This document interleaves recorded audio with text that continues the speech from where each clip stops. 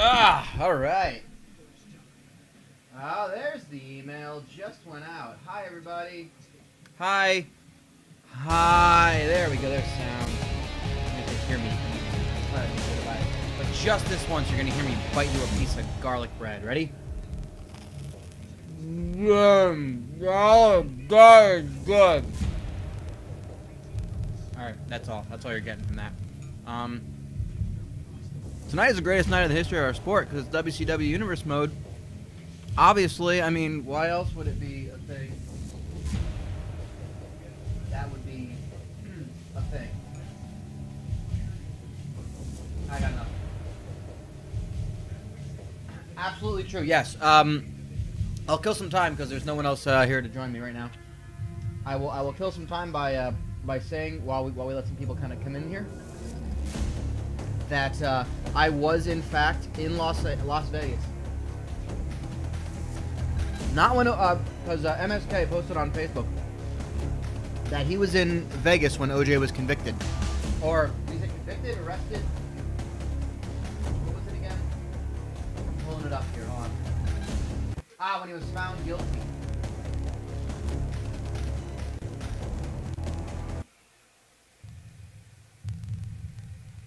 I was absolutely, that is a true story, that I was in Las Vegas. I was there with my parents for their anniversary. They had not been to Vegas in years and years and years. I had been more recently, so I was able to show them around a little bit.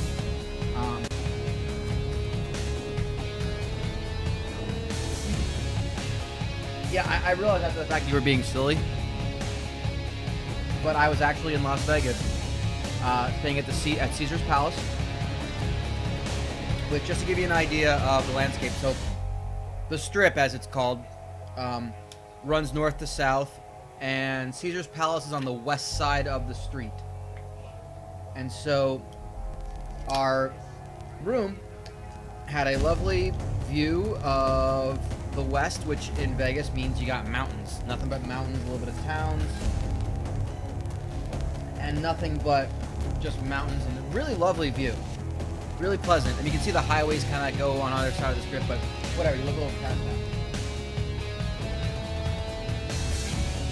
And so, we had on the news, we had like CNN on or something like that, and it was reported that O.J. Simpson, famed murderer, the man who caused murder to be legal in the state of California, as one would put it,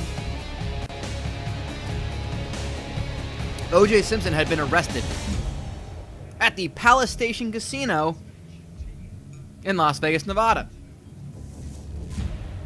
And I was like, huh. Oh, I could tell you IP stories, dude. Oh my god.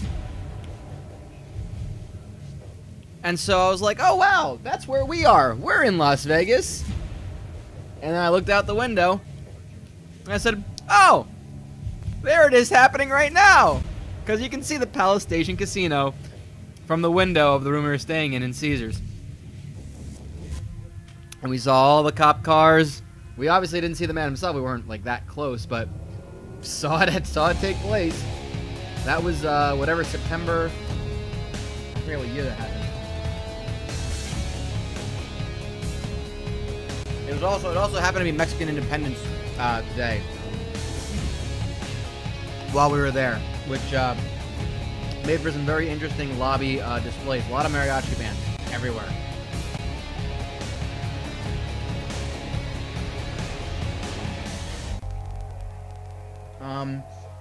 I've had dim sum at the Bellagio.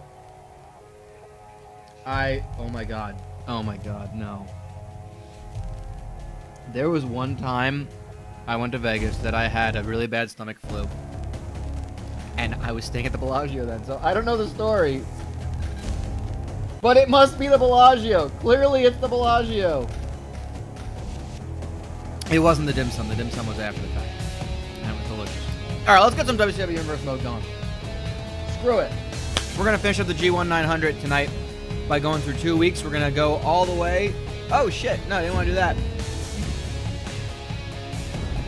We're going to go all the way through 2 weeks. We're going to finish with this worldwide. I'm going to stop right here. That is going to be the G-1-900 final. That will be our next episode. So tonight we will finish the G-1-900, which is actually going to be more exciting than it sounds. It's not going to be anticlimactic because we're not having the finals. We're going to find out who the final is going to be, and there's a lot of possibilities. Well, there's a couple possibilities, I think. So let's just get things going with Hour 1 of Nitro. We have a remarkable match that is not going to take place because Wrath is a little busy right now. So our matches right now. Our first one will be Lash Leroux versus Evan Karagias, and while that match is happening, I will pull up all the info and the details about the G-1-900 so we can get all caught up on this. Then we have Lash Leroux, and then we have member of 3 Count,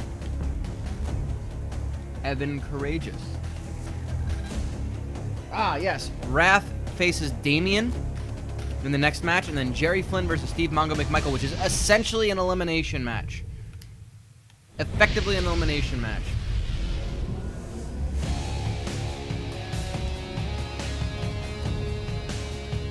So while that's loading, I will go ahead and pull up the... we're having a... We're also going to have a veritable cornucopia of wrestling tonight. So that is our hashtag, veritable cornucopia.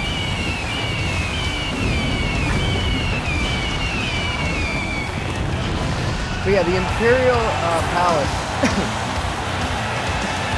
with all due respect to where you're staying, pretty crappy. It's very close to Harrah's, and I very much like Harrah's, actually. Not as far as like staying there or dining options. I mean, it's a standard casino hotel. It's fine. It serves its purpose, but it's perfect location. Imperial Palace, you walk in and you can taste the 1970s cigarette smoke. And they, when I was there, they had this thing called dealer-tainers. And every casino had like their own little gimmicks of like their party pit, where, you know, most of the time it's just we have some scantily clad, lovely chested women dealing you blackjack and giving you shitty odds for it. It's actually true, they do have worse odds. Blackjacks pay 6 to 5 and the party pits don't play there.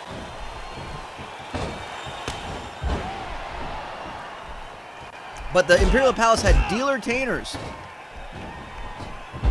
lookalikes of famous entertainers, such as Elvis, Fat Elvis. Yes, they had 2 Elvises. I think they had a Madonna. They had just various dealer-tainers.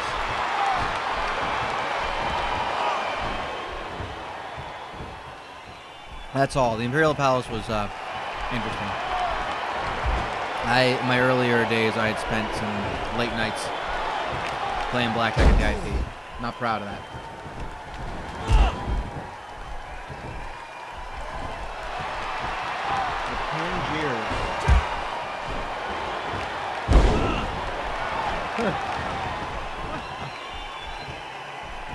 I'm missing the reference in the Tangier. They did. They even had advertised as having both Elvis and Fat Elvis. Imagine being the guy like auditioning for Elvis and they tell you can't be Elvis, but you can be Fat Elvis. Oh God. Whiplash, Jesus. Well, again, this match is essentially for bragging rights. There's no real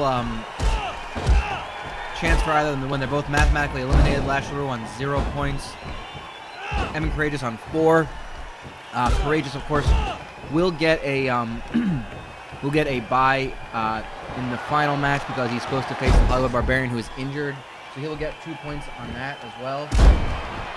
He could finish on 8 points if he gets a win here. That will still mean he is eliminated.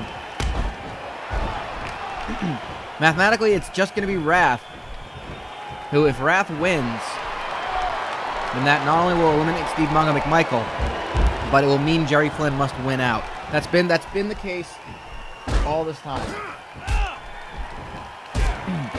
Tonight's main event is Jerry Flynn versus Mongo. The loser of that has no chance of making the final. If Jerry Flynn wins, then Jerry Flynn versus Wrath, regardless of Wrath's win or loss. If Jerry Flynn wins tonight, regardless of what happens in the other matches, then Jerry Flynn versus Wrath will be for Block B. If Mongo beats Jerry Flynn, then he will still be alive. He will still have a chance at Block B, only if Wrath wins. That's basically how this is working. Yes, Jerry Flynn versus Mongo is our main event. It is essentially an elimination match in Block B. That's everything we have left. That's like those are the 3 guys left. Holly Barbarian is injured. He's also on the bye because there's 7 in each group. This match is Lash Leroux with 0 points versus Evan Karagias with 4. And it's the 3-count Demon. But wait a second. What's he doing out here? He sprinted down to the aisle and just kind of took his time.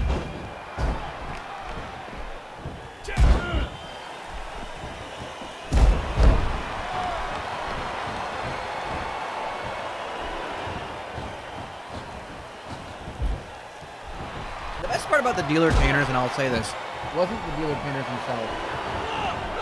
It was hearing one hungover but still excited due to the airport talk about the dealer trainers. Oh! We got a pinfall by Lash Leroux. Could have got his first win in the G-1-900 if not for the 3-count Demon.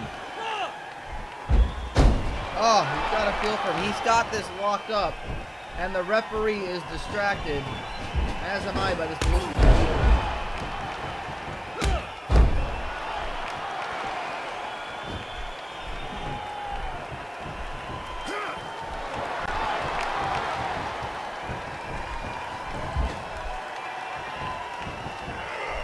See, I remember coming back from sitting in the airport waiting for my plane, like right at the gate, and there was a dude, probably on I think on the same flight. It was clearly hungover because he did Vegas right, and he just kept talking about the dealer tainers. He goes, "Nah, man, dealer tainers." He was so amped about the dealer tainers. He was the guy. He's the guy they were doing it for. And the cover. Oh, and Lash Leroux finishes the G-1-900. Well, sorry, he doesn't finish it. Wait, does he? Yes, he does. It is over for Lash Leroux. He finishes the G-1-900 on 0 points. We have our Hanma, guys.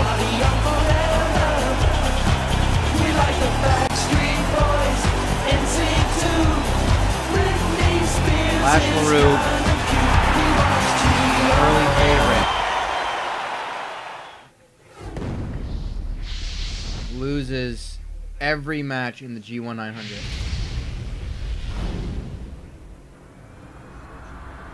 Yeah, he's basically Leroux-ma. Wow, that sure is a remarkable match. Too bad it's not going to happen.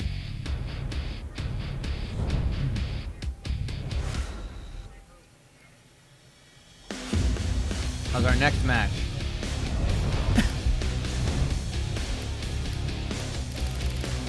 Is a bit of a rematch.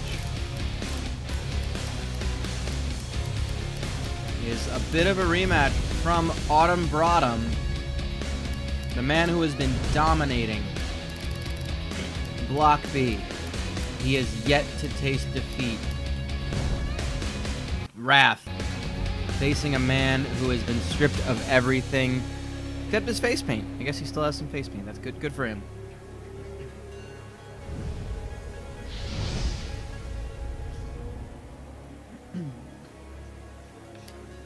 Wrath taking on Damian. No longer better called Damian. He has been disbarred.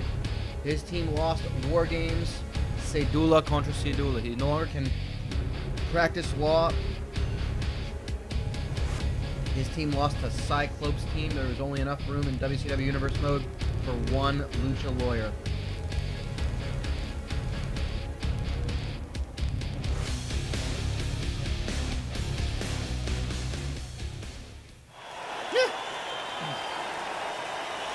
Honestly, if Damian won,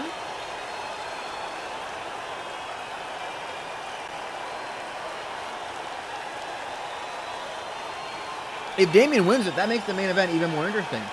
Because if Raph wins and Mongo wins, then it's over. But if Raph loses and Mongo wins, and then Mongo versus Flynn can still both win it.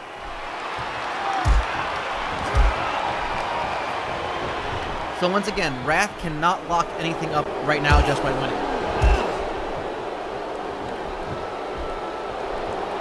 Jerry Flynn, for Mongo, a loss and he is eliminated. For Jerry Flynn, a loss and he is eliminated. I believe. Actually, I don't know what happens if Jerry Flynn and Raph both lose. Let's figure that out. Let's get there. Let's take it to get there. It's not happening. Raph has been dominating.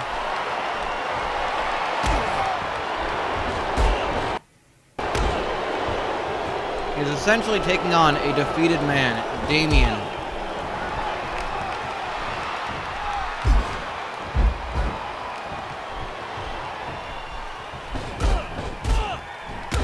But Damian is giving the fight to him. Damian just got his first win in the G-1-900. He's been on a losing streak too. So this could be the start of something. If Damian can actually pull this together, might be starting life anew in his post-warrior life.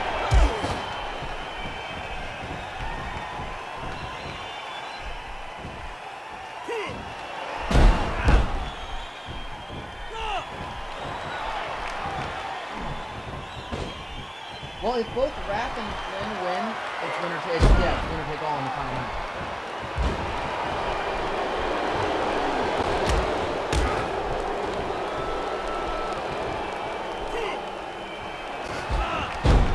Yeah. Mongo needs to beat Raph on points because Raph has the tiebreaker by beating him the head-to-head. Flynn obviously doesn't have. Flynn and Raph don't have that on each other because they have a tiebreaker. Oh my God, Jerry Flynn's Nakamura. Why didn't we think of that? The 15 consecutive wrestling move.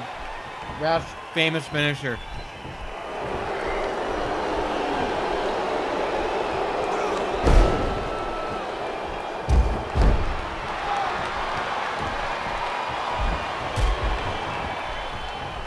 Yep, that is pretty much it, DJ.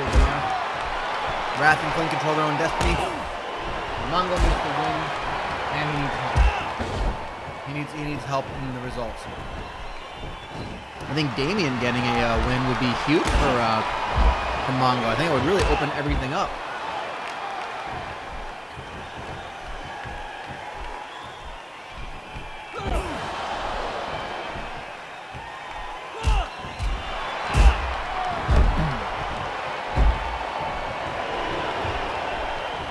Looking as I'm putting in Evan Karagias's his results. He had the win in 5:54 over Lash Leroux.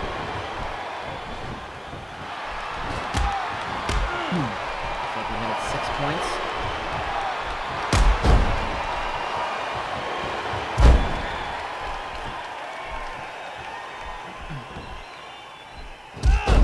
Lots of action, of course. After tonight, after this fight, after this match, we will have Hardcore Thunder. So get your ideas on who you might be thinking you'd like to see taking on our current hardcore weight champion, Kenny Kaos.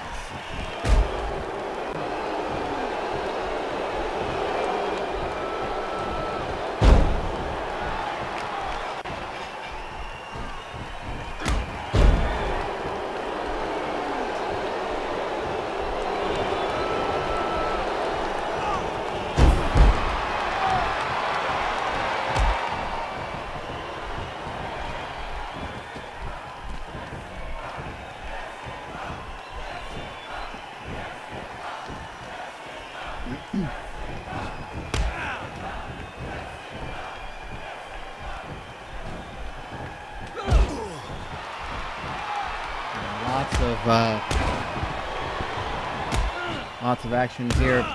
Wrath hitting the halfway point of this match. Oh, cannonball sends on into the corner on Damian. And he's on wobbly legs. STO by Wrath going upstairs. He could be setting up for 15 wrestling moves in a row. The Tower of Flower. The buffet blow, well.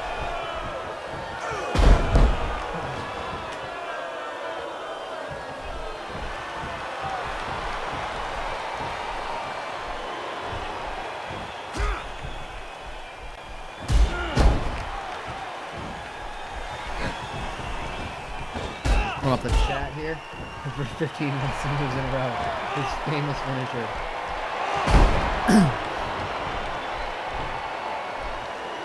I would have gone with the Master of 1,000 Rolls. Most of them cinnamon. Oh, I thought it was going for the meltdown, just a gut buster instead. Sidewalk slam. Ah, drops him on his back. This has got to be at least 7 or 8 in a row. Drops the fist. Took a little bit out of Wrath. He's slow to be getting up right now. Oh, nope, there he is. He's up. I don't think the stomp counts.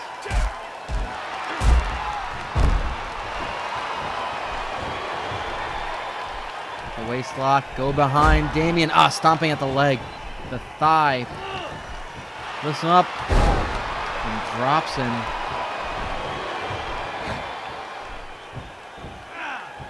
Oh, and Wrath going to the eyes. Unusual from Wrath. We're not used to seeing him cheat or go a little dirty tactics, but picks him up.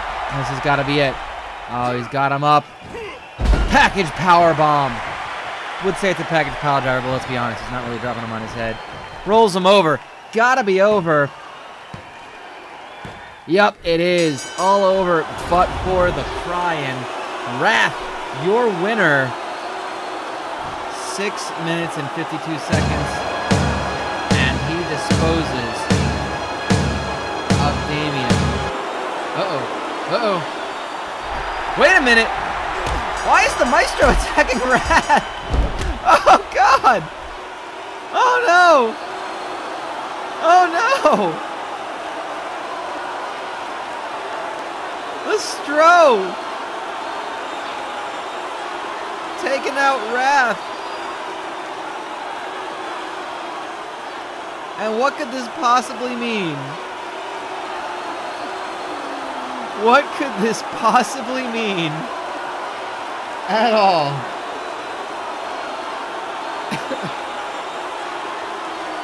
Yeah, but Maestro was the one attacking him. Is Maestro upset about Wrath not drinking Jizz? Who wants Flynn to win? I don't know. All I know is Jerry Flynn is in the back showing people his poops, because that's a thing that he does.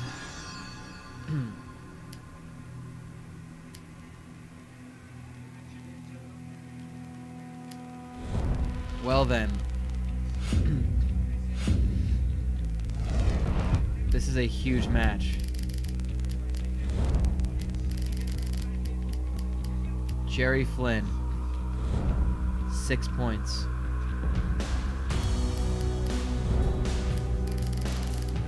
Steve Mongo McMichael, still with the tapeworm. 6 points. Only one can emerge with still having a chance to win Block B.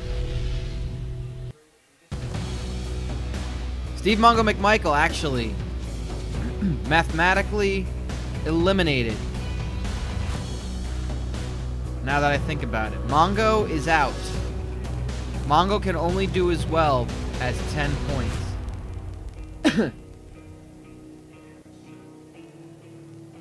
So Mongo is out. Mongo can have 10 points max, and even if Wrath loses and they're tied, he's got the tiebreaker. So Mongo is out. Jerry Flynn. Now wait a second. What if Mongo and Flynn both have Oh, God.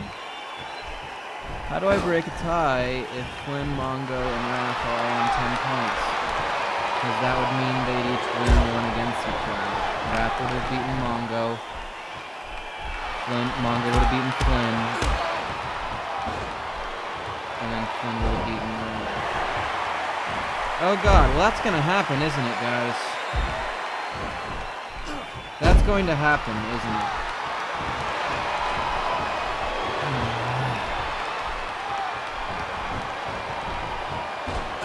Yeah, I guess we just have the, I guess we break the tie at the final. I guess that's what happens.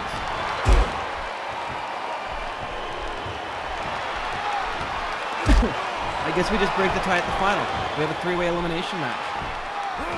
And the winner wrestles later that night in the finals. That's got to be what happens. So that needs a lot of things to happen. If Jerry Flynn gets this win, Mongo is officially eliminated. Mongo needs to win and still help. And Mongo needs to win out. Both these wrestlers need to win out to still have a chance at this, basically. Flynn can win out and take sole possession of Block B. Mongo wins out. He's got to hope that Jerry Flynn beats Wrath. If Wrath beats Jerry Flynn, it doesn't matter. This is now bowling. Yeah, it is. Well, it's funny because, you know, when the G1 happened this year, and I'm a stats geek. I mean, you should see the spreadsheets I have for, like, LOA and for HCL and for Kumite. Just a little thing. Kumite, by the way, tomorrow night, gonna be fun. Kumite, the point system, the ranking system that Kumite has, is a very real calculation. It's what Glory kind of uses, for the most part. It's very, very close to what Glory kickboxing uses. I have a spreadsheet that does that calculation for me, as all I have to do is put in results. I'm kind of insane when it comes to that. So, like, I'm a stats nerd. When the G1 was going on, and they were going into that last match, if the results held in certain ways, 4 guys out of Okada and Nakamura's block could have advanced, and they were Goto and Carl Anderson. Carl Anderson could have won the whole thing if certain things happened. Of course, it wasn't going to happen because it would have meant a whole bunch of tiebreakers, and there's nothing wrestling fans like more than having to explain like second and third tiebreakers to them.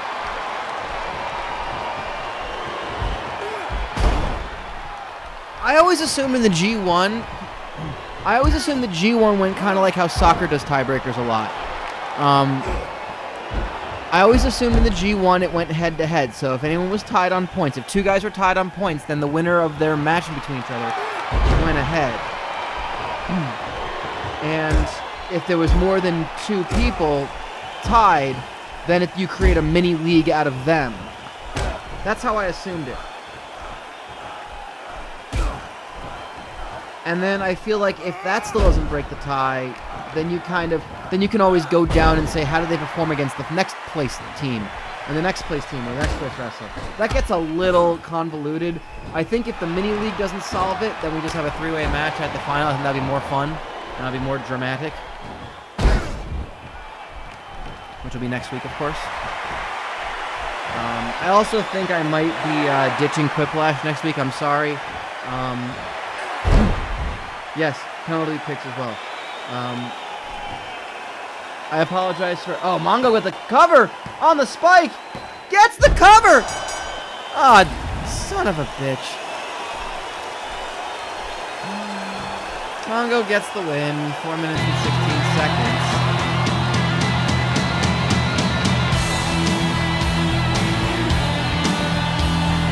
Wait a second. I stand corrected. You guys, I stand corrected. I was home, and I also can't hit B.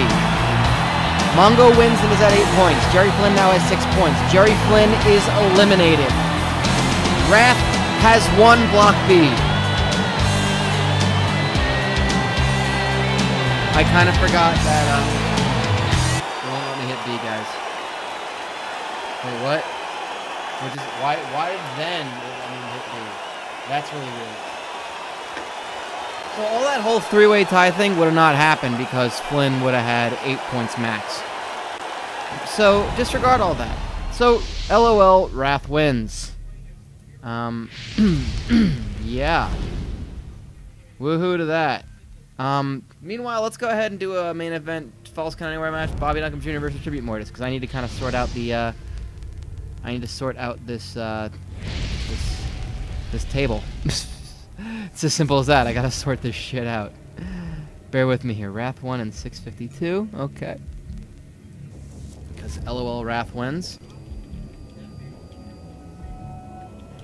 So that's less fun. Let's see. Wrath won. Wrath beat Damian. And then Mongo won at 4:16.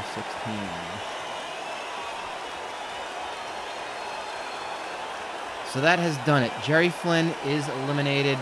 Mongo unable to catch up because Wrath won. So that would be it. Your current standings in the G-1-900-909-9900. Lash Leroux eliminated on 0 points.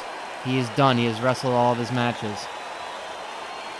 Damian has 2 points. He faces Mongo. Hollywood Barbarian has 4 points. He is injured. He is scheduled to fight Evan Karagias. He is injured. Evan Karagias has 6 points. He will get the win by default over Barbarian. He will have 8 points. Jerry Flynn has 6 points. He faces Wrath. He is eliminated. Mongo has 8 points. He can, of course, go up to 10 by beating Damian. But it doesn't matter because Wrath has 10 points. And win or lose, Wrath wins. Block B. So there you have it. Wrath with the victory. Taking it all.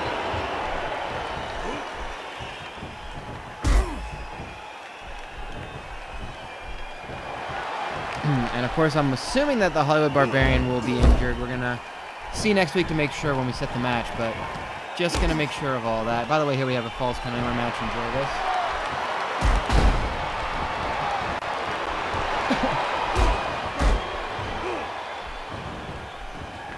New champ, Texas. Yes, it is.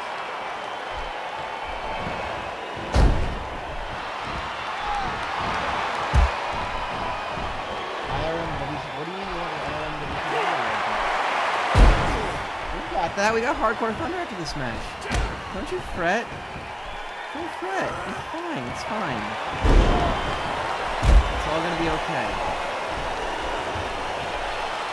Okay, so let me see what I just did with the standings again. So Mongo has 8, Wrath has 10, Lash Leroux has 0, Damian has 2, Evan Karagias has 6. Make sure I got that right. So 10, 8, 6, 6, 4, 2, and 0. Yes! I can go ahead and say that the wiki page, which you should all appreciate, is updated. Live updates. We don't know who the runner-up in the block B will be because we're going to have the runners-up in the blocks take on one another as well. So that could be Mongo, could be Flynn, could be Karagias. We know that Karagias will have 8 points. But we got to see what Mongo... Oh wait, Mongo has 8, yeah. Yeah, we got to see what Mongo and Flynn, how they finish things up.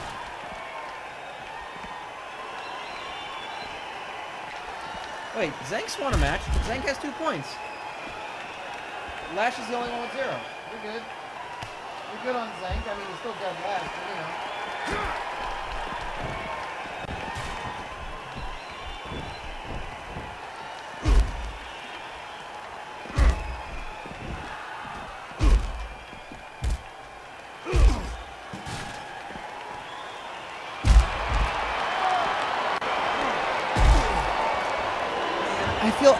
I'm kind of on the fence about Kota Ibushi. I like him. He's amazing. He's incredibly talented. But I also want to hate him. Because Kota Ibushi will take like 3 moves in a row where he gets dumped on his head. And then he will get up and act like nothing happened. And that bugs me so much. And he does it all the time. No, Jerry Flyn's not the cool dad. It's Mr. JL. Wrong Jerry. Wrong Jerry Lynn named guy.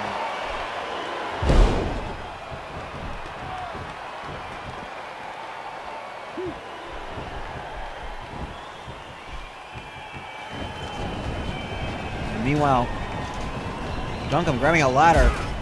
Charles Robinson, there's an earthquake in the building, clearly.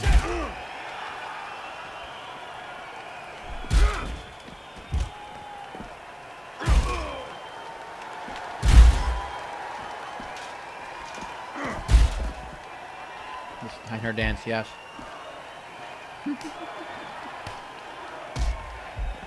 Hi, Cat. You want to help me with commentary?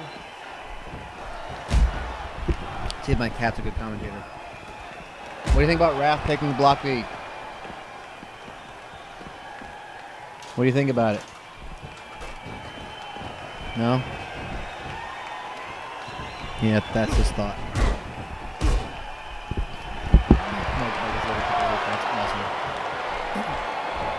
Hold on, what did Triple Mania say at the bottom? Like sound difficulties or whatever? Yes, I hear you, Cat. Thank you.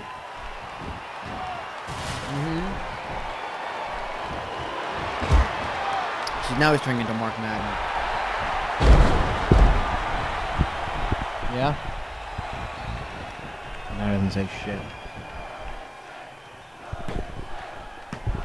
However, Tribute Mortis pins the champion.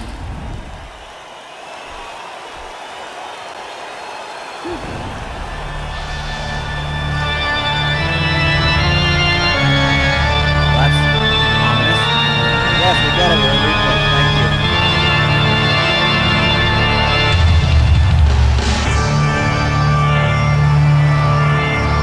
God damn.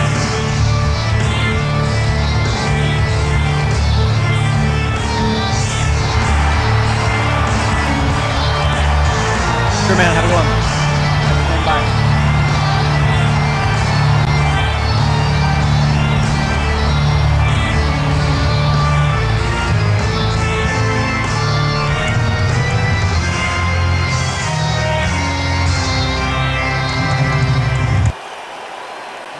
What's gonna happen now?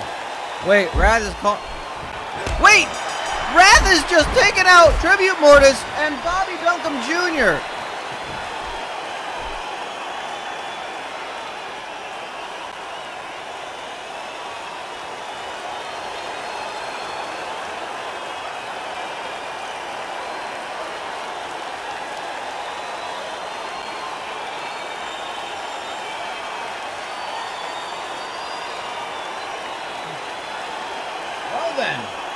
I guess he had to remind everyone that his teaming with Tribute Mortis and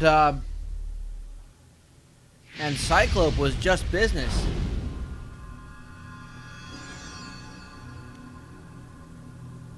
I don't know what that means, but it's not his Mortis. His Mortis is dead. That reminds me, I gotta go ahead and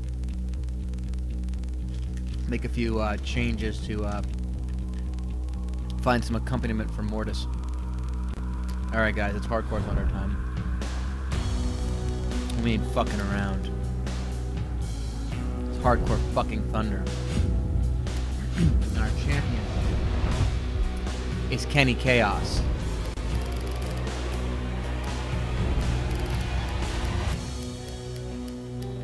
And I want to know. And he's going to be in pink tonight.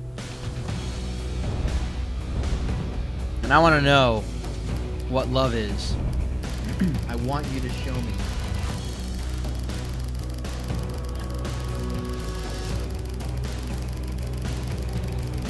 Really, I think you?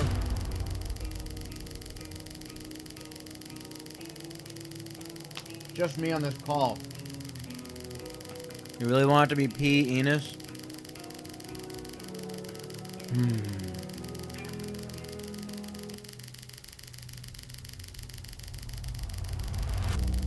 Alright.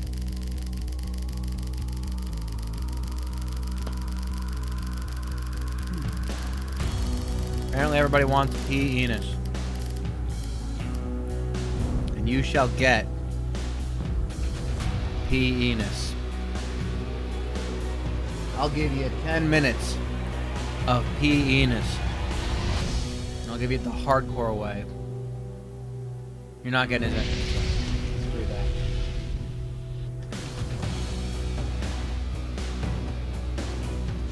We are going Enos to penis tonight. I'm so ashamed by this. I'm so very ashamed.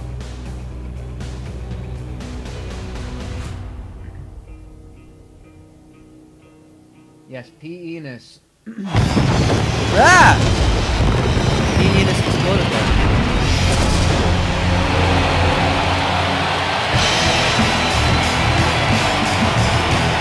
Alright, we get it. There's an entrance. Thank you.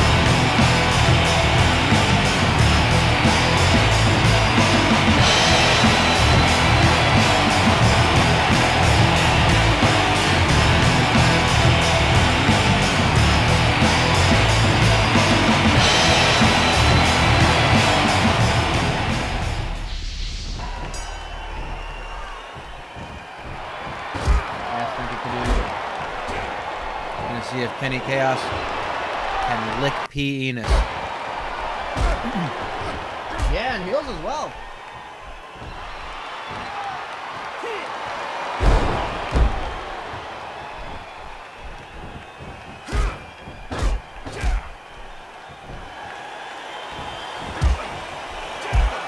And here we go. Of course, P. Enos, a convert, has joined up with Horseshoe.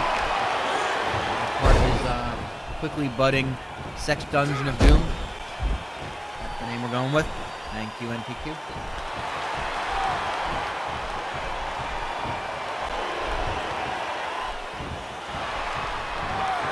Yeah, that's the right one. That's what we're fun. And Artie's lasted a minute with P. Enos.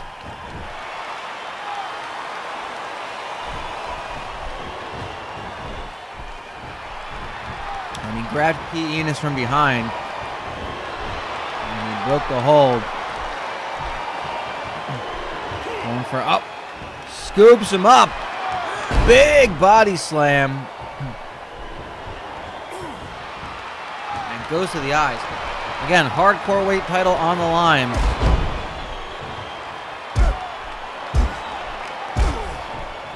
Now, a series of elbows by the man in heels.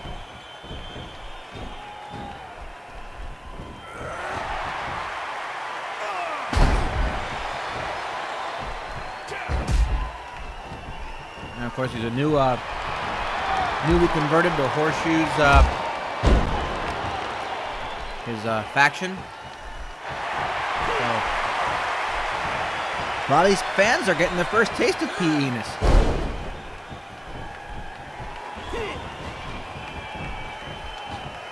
And to see the viewers drop, as we know, this is the best we get, guys.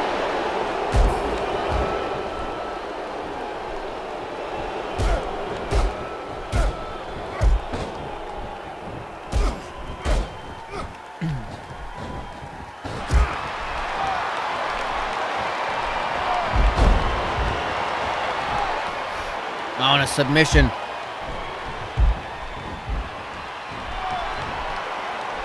Attempt again. No one going for the weapons yet. You'd think that P. Enos would want to go for some of the weapons, especially knowing that Horseshoe has pretty much loved all of them. Oh, DDT on Kenny Kaos, and he is hurting. Again, no weapons have gone for in 3 minutes into this match.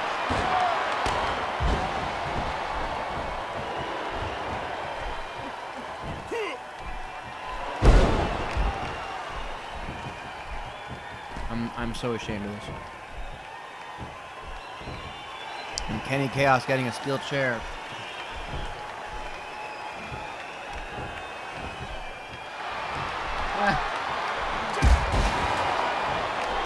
Wasn't Rough and Ready a tag team?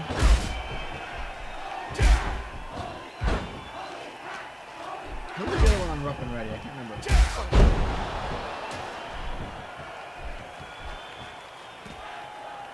Oh, well.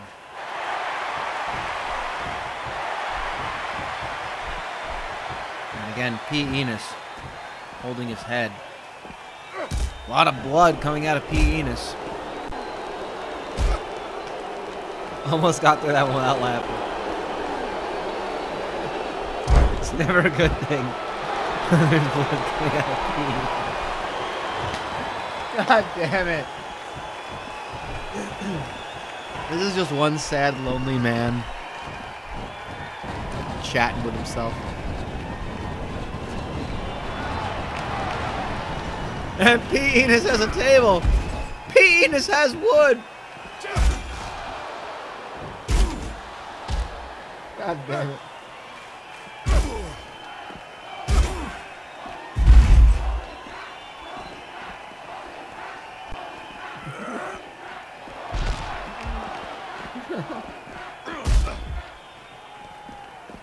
Yes, of course, P. Enos has a lot of stroke. Oh, you all suck. Uh-oh. Kenny Kaos getting him a quick face full of penis on P. Enos and goes to the count. Powerbombs on the outside. Kenny Kaos retains. He just flattened P. Enos. And P. Enos is not moving. Oh, now he is.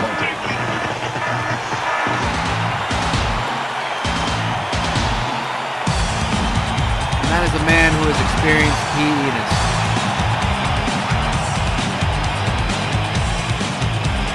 You have fun. That's all it was for. Thank you.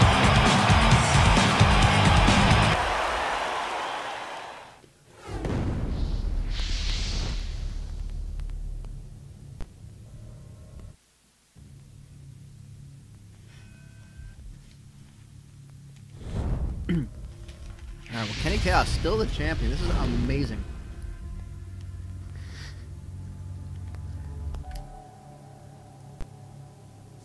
And as much as I want to see that remarkable match, I don't think I do. Triple threat time, guys. Who was in the three-way with Kenny Kaos?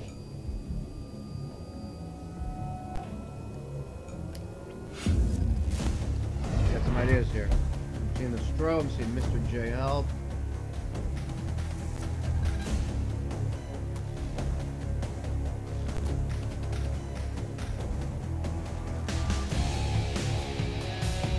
Bring in Strobe, buff Bagwell.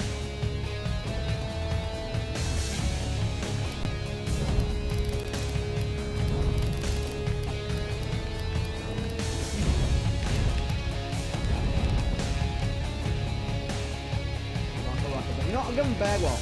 We'll go Bagwell. We haven't done Bagwell in a while. I like that. It's not buff, it's just Marcus. He's just the things. He's not the stuff yet.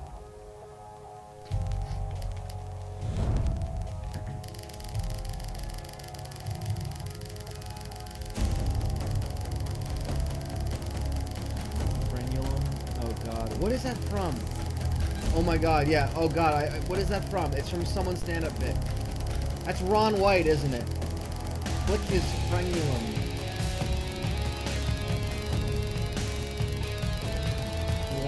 Lord's Lord, Shane Helms.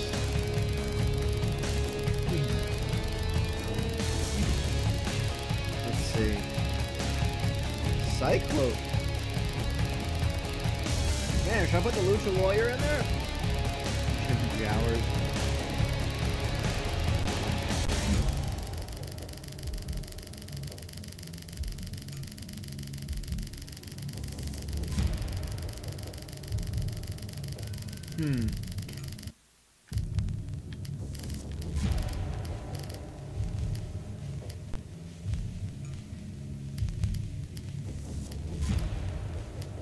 Injured is the Barbarian.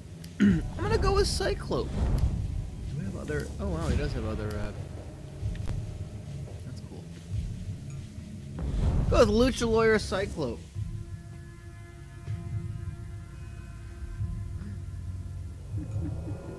The Jower of Jower.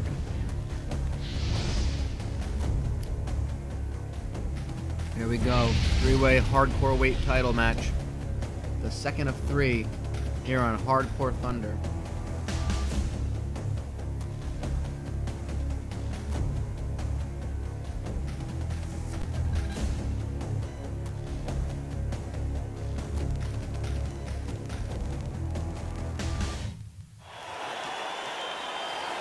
Jim Jowers. Of all the things that I didn't think would get over.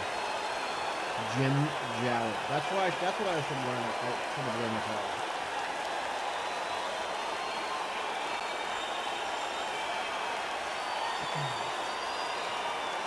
It's that everything you think will get over will not. The game will screw you, and the dumbest shit will get over.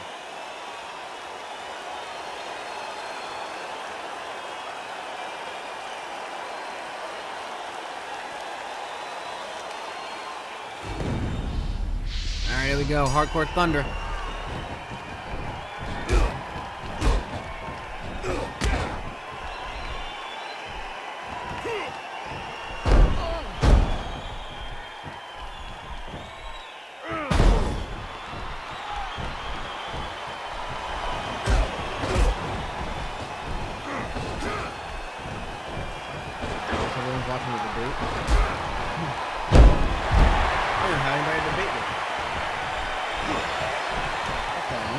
For Enos.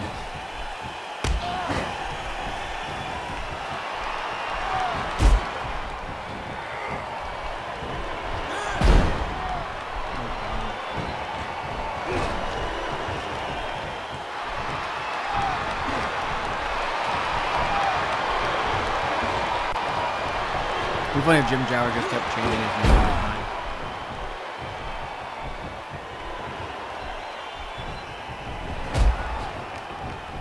Gotta say, the loving Jim Jowers.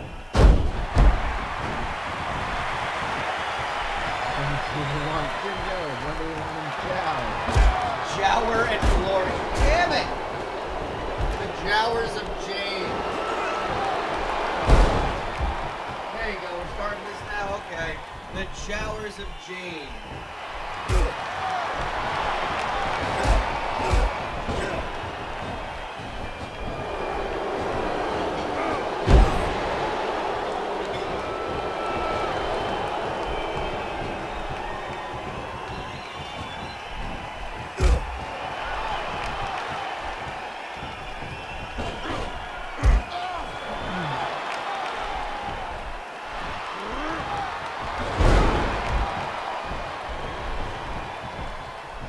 Taking Ric Flair cosplay to AWA. Like AWA, like what's AWA? I'm kind of curious now.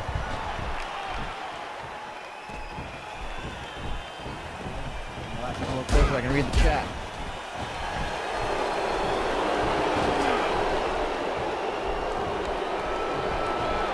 Buff Bagwell has a chair. And these are elimination style. And we can oh. Gotcha. Yes, Jim Jowers is essentially awesome at this point.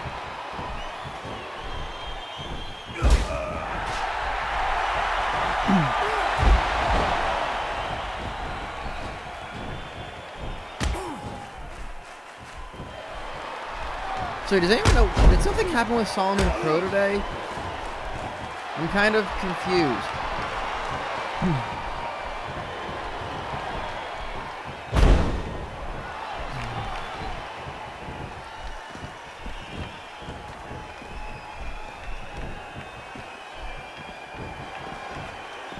Why is Wrestling Twitter going crazy over Solomon Crow? Or whatever it's called.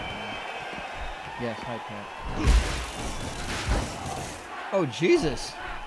That was a really like loud noise of that chair, I guess. Oh! Oh, Clope just smashes Kenny Kaos in the gut. Hi Cat. Ollie, who do you think's gonna win this match, huh? Now you're not giving any insight? Call the hotline, he says. Who do you think's gonna win? What a jerk. Still waiting for your analysis on this match.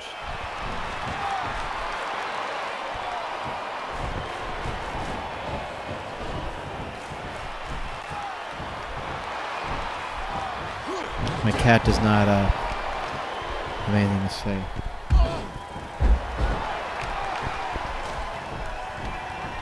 I think he's weirded out by the microphone. I'll keep shoving in his face. Are you aware that you're a cat? He doesn't give a shit.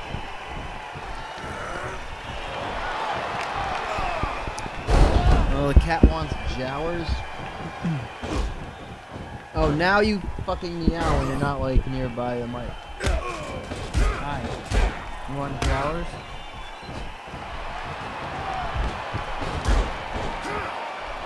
Are you a fan of Jim Jowers, Ollie?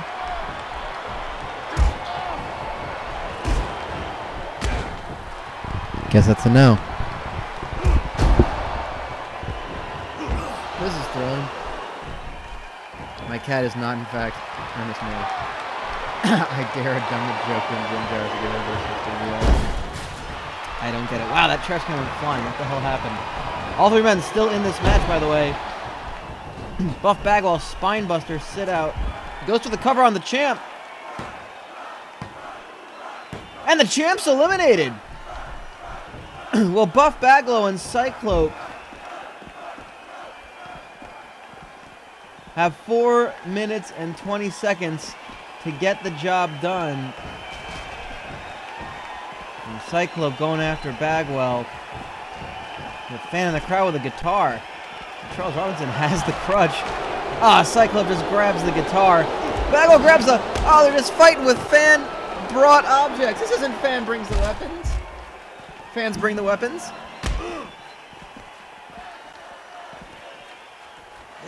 And again, this is the interesting bit of this. Yes, Kenny Kaos, the champion, was eliminated from this match. But if the match goes to a time limit draw... Oh, Clope over the steps. Bagwell with the guitar.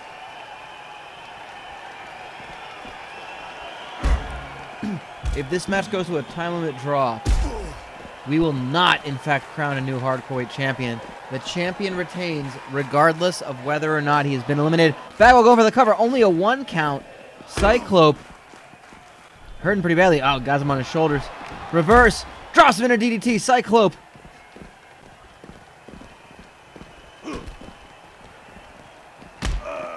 Oh, big boot to the gut. And he's biting him. Oh, he's biting Buff Bagwell.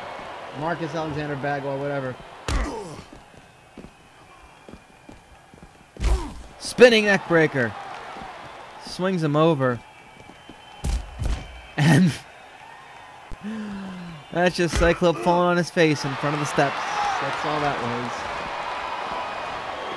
was. Clope has the steps now. Bagwell with a crutch. Oh, and everyone gets taken out with those steps. Oh, God! Oh, screw your ankles, Bagwell.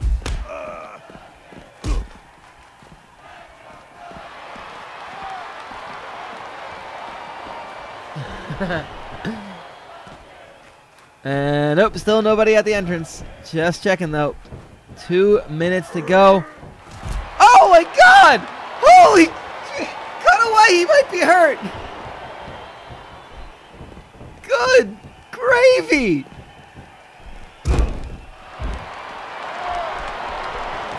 Clope suplex to the outside.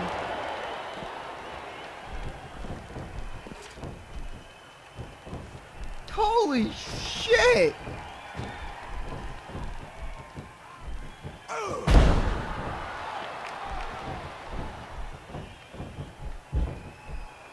And Clope somehow goes for a cover at the crutch shot.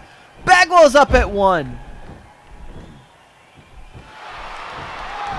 I guess someone did tell the cameraman to expect a night of run-ins. DDT by Clope.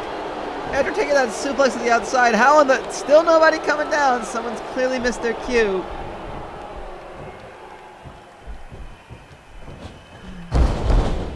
And both these men down on the canvas. I don't know why that time, but under a minute to go. 1 minute left on the clock. And it would actually, at this point, it would just be an absolute shame if neither of these two men were to win after the effort they put in. Bagwell has him up on his shoulders. And drops him. I guess a bit of an F5. Goes for the cover. Can he do it? 1, 2, 3. 3. Bagwell wins it with 38 seconds to go. Marcus Bagwell, your hardcore weight champion. He is king of the things.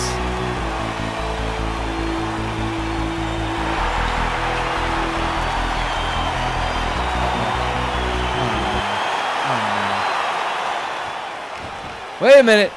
It's Bobby Eatin. Oh, Bobby Eatin just hits Bagwell.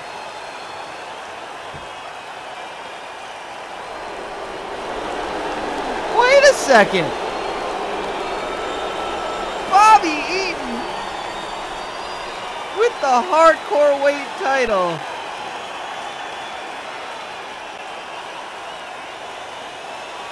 Things are his favorite food. Well, yeah, I guess so. Did somebody say things? I eat things. I'm hungry.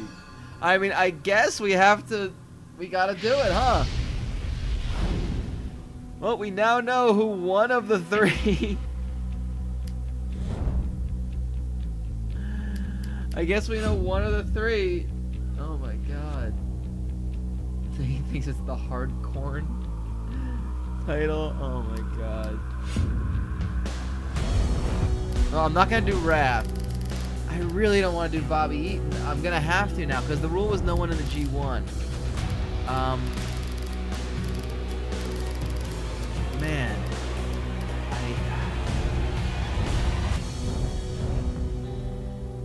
so it will be Bobby Eatin because he just did that thing. He is a champion right now, by the way. He still has a belt.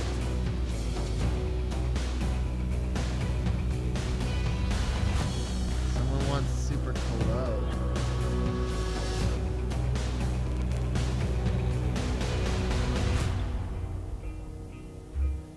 You know what? Yeah, I think Bobby Eatin isn't going to compete. I think he was just sending a message that he wanted his new protege, who is currently cultivating mass, Shannon Moore, to compete. S'more. Oh my god, his name is S'more too. Well, there it goes. Well, there we go. Damn it all to hell. Alright, who's the other 2? Someone wants Silver King for some reason.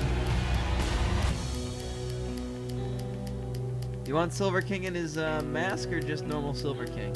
Let's see what kind of masked Silver King. We got Azul, and we got the original dude.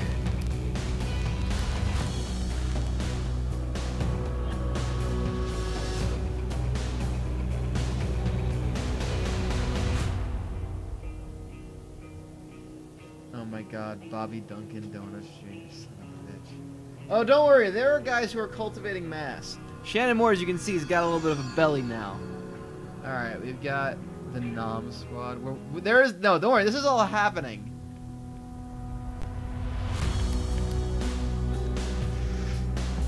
Go with Silver King in Azul. And we need one more.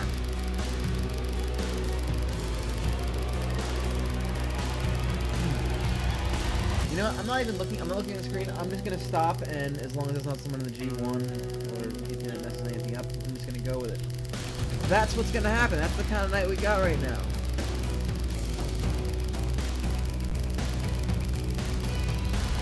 Let's see who it is. Ollie, are you ready?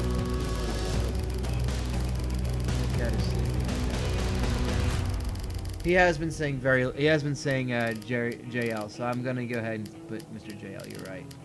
That's a good point. Oh, look, I just stopped it on Mr. JL. How about that? I wonder what his... Does he have any other attires? Wow! And of course, whoever this guy is. That's weird. It's a really good Jerry Lynn, actually. Let's go with that.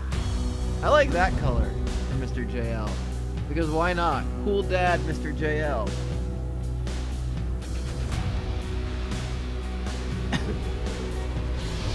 Let's see if we can bring people on.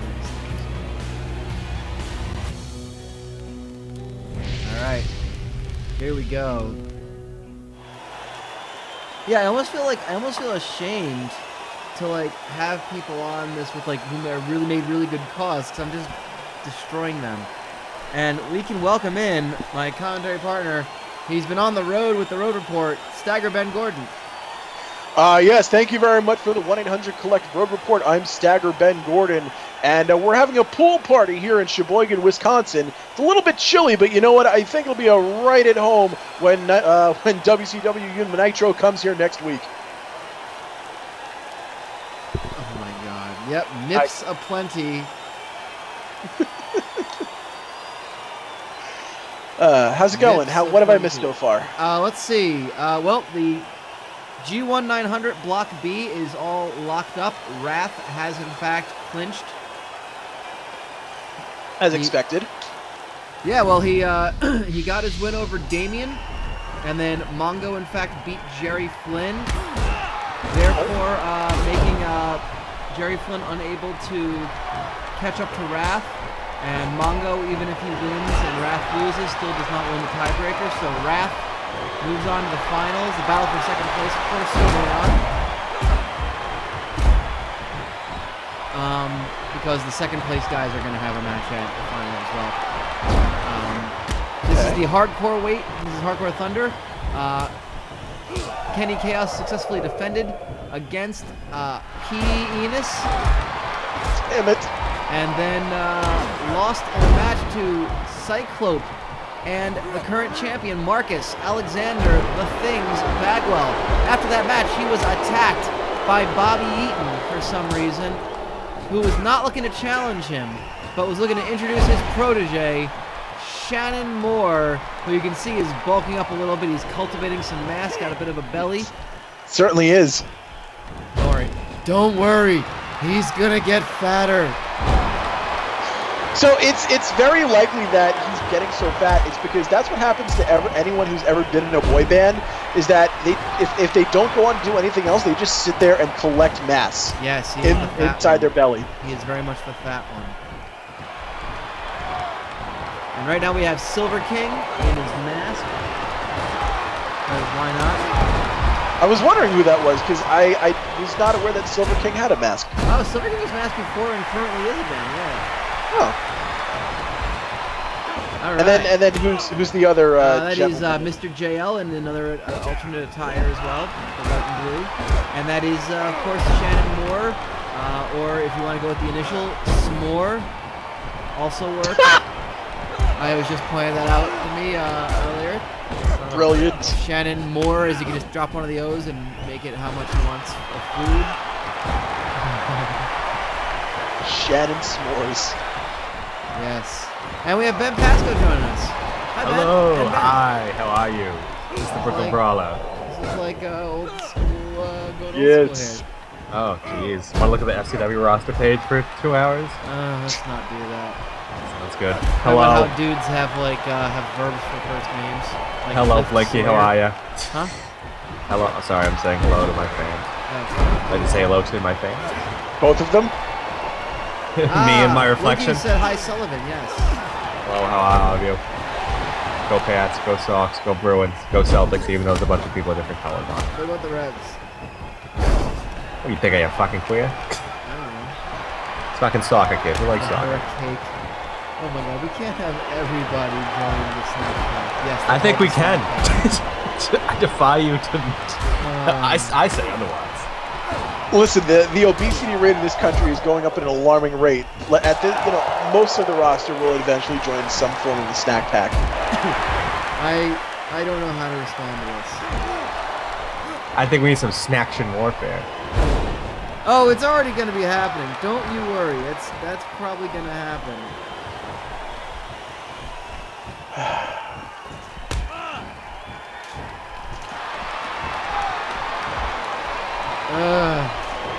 What have I missed so far? Let's see. Marcus Bagwell is your current hardcore weight champion. Oh no, Kenny Kaos, your life is over. After he won it, Bobby Eatin went after Bagwell, not to challenge, because of course Bobby Eatin is the current television champion. but to introduce his protege, still cultivating mass, Shannon Moore. Although I really should have had Bobby Eatin challenge for the Hardcore 8 title. Because he's also in the G1, which would mean he'd be challenging Bobby Duncan Jr. for the WCW title, because I want all the belts. I want them all in my mouth. Who's won the G1? Sorry, I just got. Yeah, no, that's fine. No, round 6 is completed of Block B. It is mathematically over. Wrath has won it. No. Wrath defeated Damian to go on to 10 points, 5 for 5 so far. And Mongo beat Jerry Flynn. Mongo did in fact beat Jerry Flynn. God damn it. My math was off for a bit where I thought it could have been a 3-way tie, but I was incorrect. So even if Mongo wins and Wrath loses, it will be Wrath will have the tiebreaker. Wrath will compete in the main event. Yes, there you go. I want all the ham. Thank you, sweet TV boy. I'm just gonna play that because why not? I want all the ham. Always character actors. Who gives a fuck up? No! We're gonna need a new warrior. Oh, and there goes the ladder. I think Mr. JL's knees. Mr. JL still a cool dad. That's why he's introduced some new attire. I love that I contributed that. Yeah, why not? Cool dad, Mr. JL. Cool dad, Mr. JL. He's just hanging out with his son, if I can make JL Jr. If I can make his Jerry Lynn hair like hang out from under the mask, you can't in this game. It's weird like that. I would do that. I think he needs a denim jacket. He's a cool dad. You know what? I'm gonna make the note of that because I already made a bunch of changes, so I've got plenty more things I can do. Let's see. Cool dad, Mr. JL. Don't got much else from right now because all the edits I made. Rick Even Fuller. No one's been eliminated, by the way. And somehow the table just exploded. Nobody went through it, and Charles Robinson is on the ground. Ah, Silver King slammed onto the chair. Jesus. This is actually a match where they're killing each other, by the way. What's happened in Block A in the G1? We haven't had Block A yet today. That's going to be the next show. Okay, cool. Because that happens on Worldwide, so Thunder's in the middle of it. Okay. Bagwell eliminates Cool Dad, Mr. JL. All while Silver King does squats. Yeah. His unofficial partner, Super Calo, in a pun I'll come up with later to pitch. Yeah, I'm fine with Super Calo being part of that stable. People want to call him Super Cola or Super Calories, but we can't have, like, literally the game only lets 5 be part of a stable, and I don't know. I currently have Johnny Grunge in the team. I don't know if I want to do that still, though, because it was really kind of hard to make Johnny Grunge fat because he kind of already was in the game.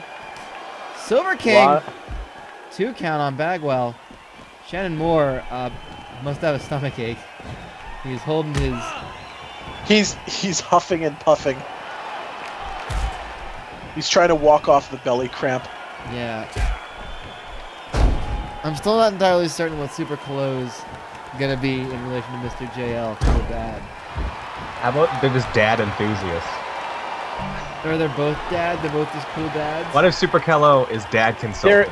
Just stealing a character actor. Guitar to the back of the head. Guitar-mageddon by Bagwell. And he's got the jizz mop. Oh, jizz mop across the back of the head. Oh god, so much jizz. Jizz everywhere, by the way. Thanks again to Horseshoe. And P. Enos. And P. Enos. Who, of course, failed in his attempt. He was powerbombed on the outside. He was limp. He went limp on that match. What if Mr. JL is Super Calo's dad? Oh, it sounds to me like... And the jizz mop right to the face. And he is... Sounds to me, guys, like Pete Enos took a real beating earlier. We already went through them all, dude. You missed it. Me familia loca. There will never be enough. You can never get enough penis. And the jizz mop. In order to crack the handle over the back, he has to touch the jizzy end of it. I don't know what the crowd is chanting. It's weird. What are we doing here? We can't leave. We can't leave. We become self-aware. We're a video game. And Shannon Moore is still pretty spry. Oh, big splash! Oh, double splash! That was awesome! There's no way that could possibly have happened ever again. Another one from Moore. He went for seconds. He went for seconds. Cover. 2. Silver King eliminated. 50 seconds to go. Bagwell just needs to survive. Oh, spine buster on Shannon Moore. This match is actually turning out really, really well. Lifts him up. Oh, drops him face plant. And Marcus, the Things Bagwell, tell him to get up. The irony of Shannon Moore getting hit with a flapjack. Damn it. Big clothesline. Bagwell going for the cover. 1, 2, 3. Bagwell retains. What a match. What a real champion. Like, that was actually really well done. Well done, game. You actually did something cool. And once again, good nutrition and steroids wins out over slovenly and lazy eating. Well, that time was good.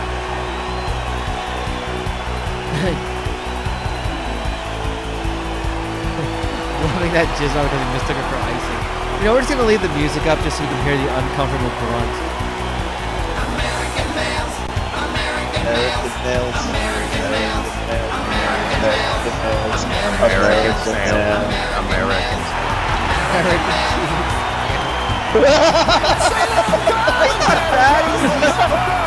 He's buff. Hold on, ready? That's actually a sampling of Horseshoe.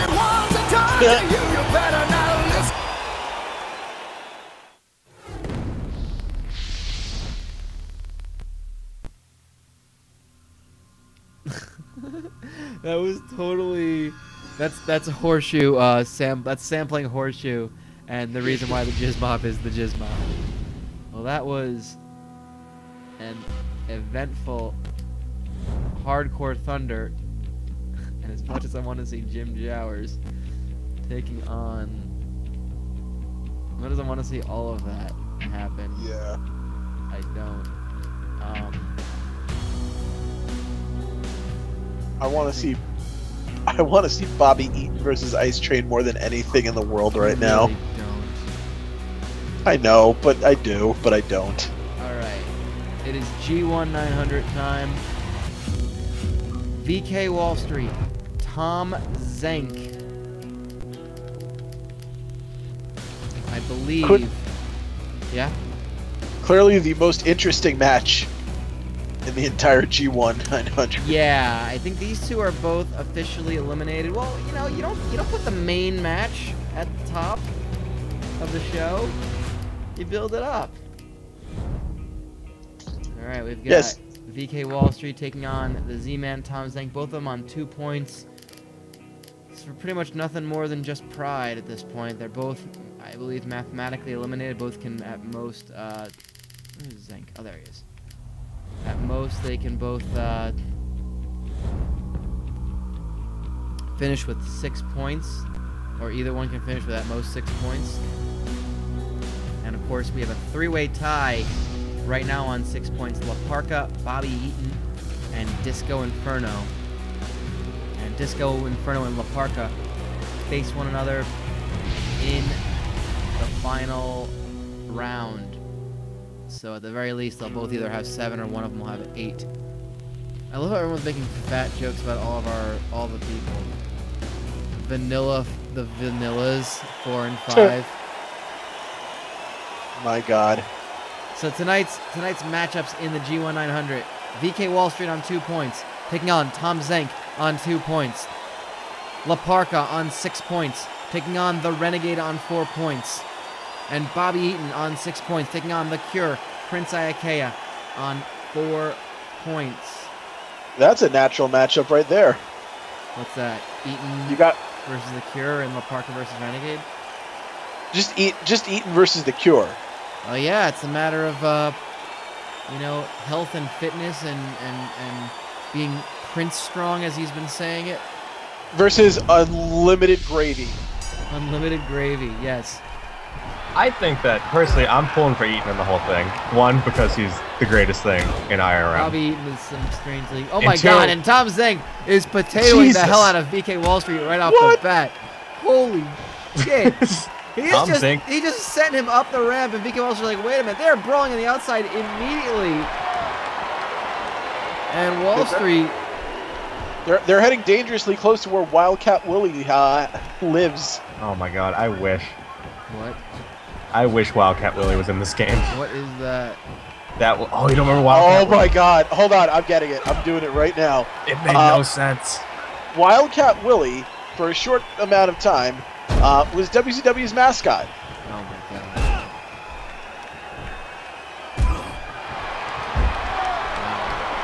We'll go ahead and show it to the chat, I guess. Angry Dad. Oh no, I am. Oh boy. So there were. Apparently, there was a later version of Wildcat Willie. Oh no! Oh my God! Wildcat Willie WCW. Of course it was. Yeah, I was gonna say. Here we go. Was he Schmozzy the Bear? Okay. Can't wait to see that in this chat. Oh my God! What is that? That is Wildcat Willie. That's terrible.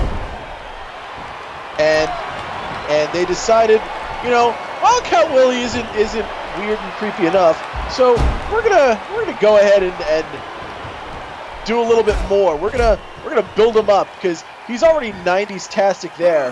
But ladies and gentlemen, wearing a jumpsuit, of course he is. The updated version of Wildcat Willie. Oh God. It looks like Macho Man got bitten by a werewolf. I feel like if Rocky's being shitty, one night we should have a Nitro party, just Universe Mode, and just out of context things. Just the best of WCW Universe Mode. In what way? I don't know, just go against Raw just to say we did. Oh, like if Raw's... Oh, if Raw's trouble? Yeah, why not? Just announce, build it up I'm like 3 weeks. I'm actually coming across the issue where it's like there's so much people want to stream that there's not... Oh my God. When you Google image search Wildcat Willie, you also get Kansas State's mascot, which is the cheapest college mascot ever, and I hate it so much. That's amazing. It's a dude with the head. I love that, and that face it's making is amazing. That looks too. Photoshop. I know. I thought that was the dude in the. Didn't the dude in the dunk contest like just put on the head? Is that what it was, or that was something else I'm thinking of? I thought the guy just wore. I thought that the player just wore the head.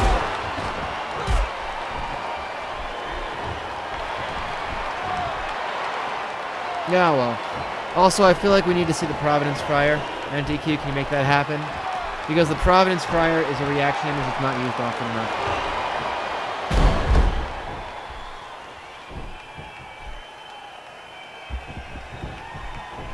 And of course, who could forget the man who would later replace Wildcat Willie as Mark Madden? No, although him too. Yes, of course, ladies and gentlemen, DJ Ran. Looking at his size, there's no way he ever ran.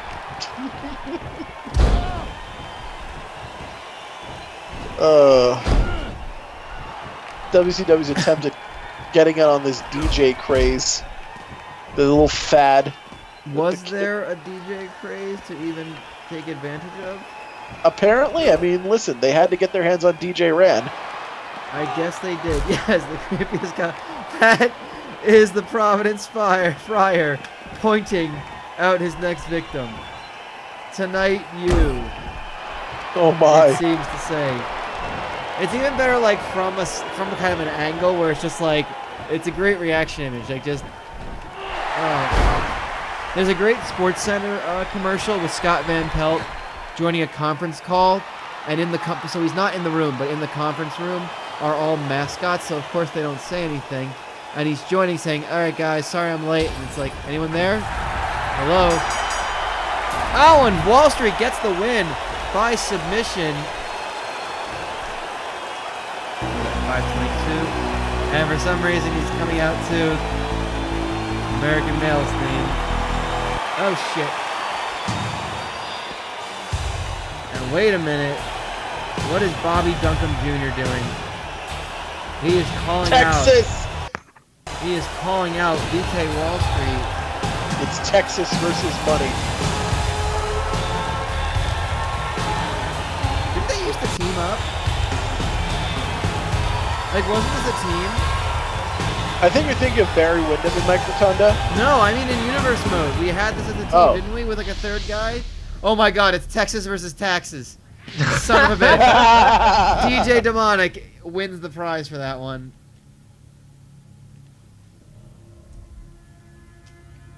Alright, you know what? I'm gonna do the thing now. That's gonna piss people off. Oh god. Points! I think that should have worked. Did that work? We'll see if that works. I don't know if Meowbot's working right now. Meow, meow, meow, meow, meow, meow, meow, meow. Well, you should have points. If it didn't work, you didn't, then whatever. Yeah, like Meowbot. That's true. Right when but Meowbot, where are you? Now that I need, why do you have to go? Now that I need you the most. All right. Well, VK Wallstreet currently sits on 4 points. He is still, of course, eliminated. Tom Zenk also eliminated on 2 points. Well, know that you meant to get points. So, but again, the points don't matter. Treat yourself to a wall treat. Son of a bitch. You know, that one you're gonna get your points. It went away. You don't have points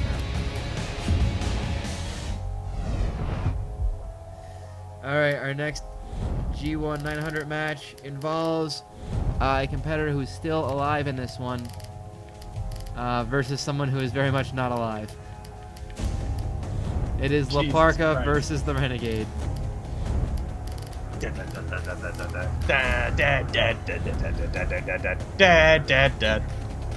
I mean, I gotta say, this is a great match.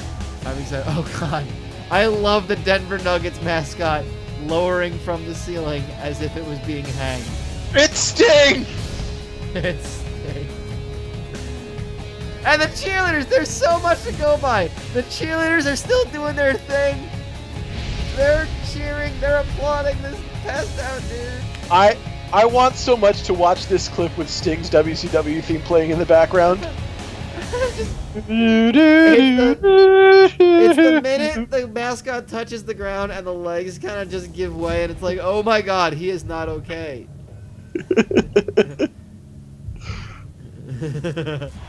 It's funnier every time. It would be absolutely not funny if you found out the dude was not okay in the end. Like, the dude ends up being okay. Apparently the new South Park is great. Apparently the debate is great. That's where everyone is. It must be. Or just that we didn't get that new legacy bump. That's gotta be it too.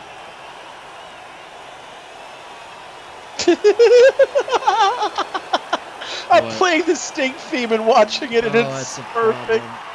An Ice Train, one member of Ready Aim Fire and Ice, come and check things out.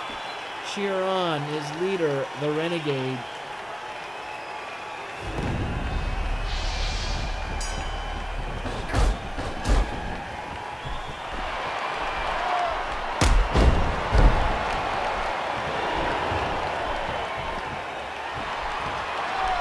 We look to the skies for a Vindicator. He's sleeping.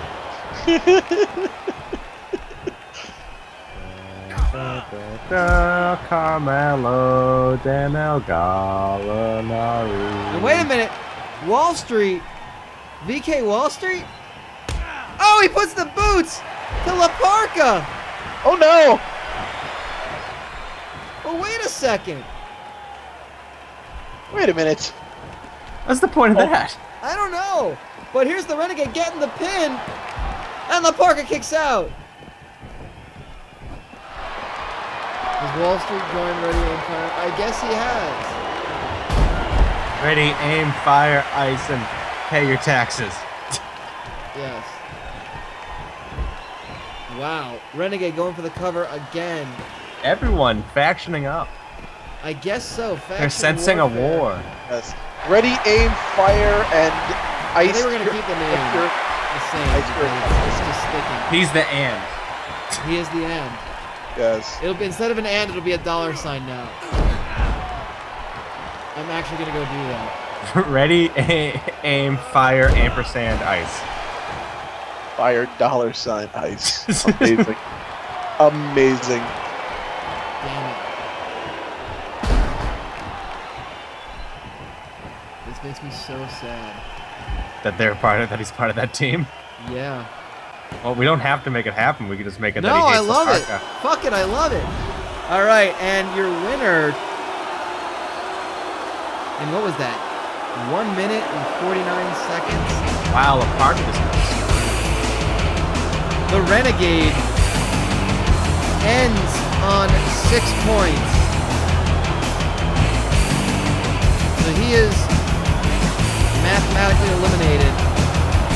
Parka still has a shot. Parka takes on Disco Inferno, both competitors, on 6 points.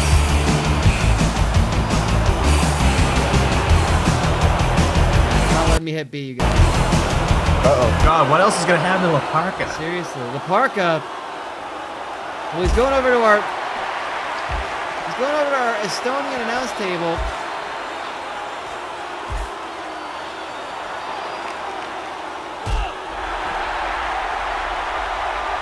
Oh no! Good. Good. He just took out Mike tonight. That's fine. That's fine. Parka is not happy.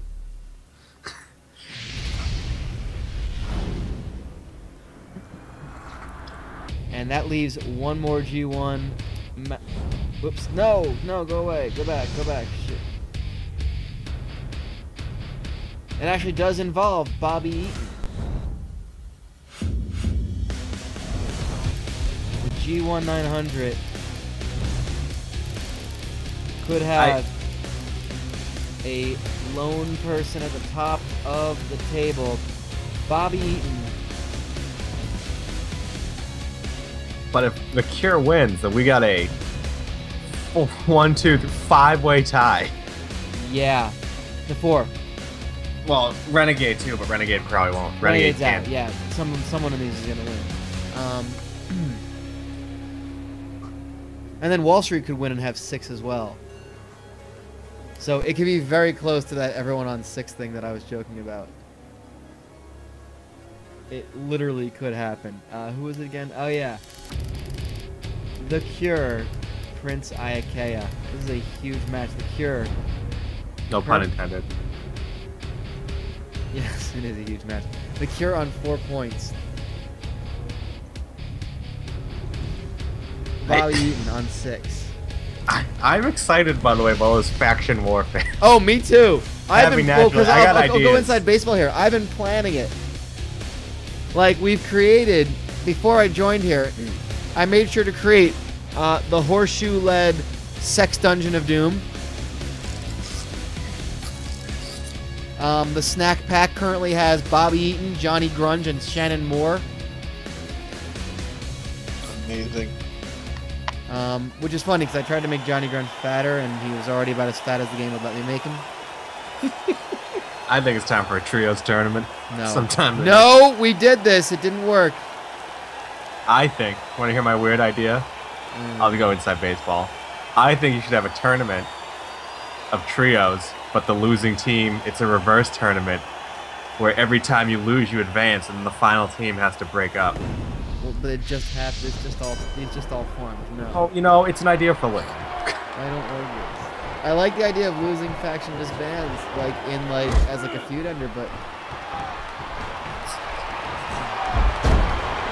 there's gonna be the March Sadness. March Sadness. March Sadness. That is painfully accurate.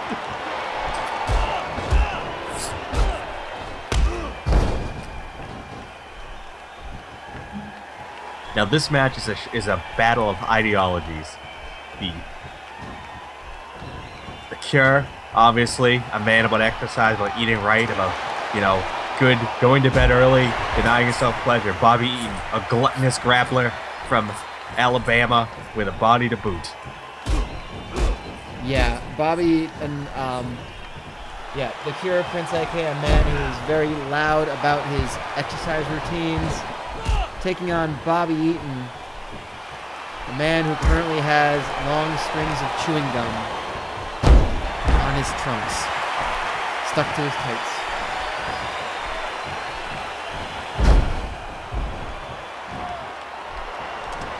It's America, man.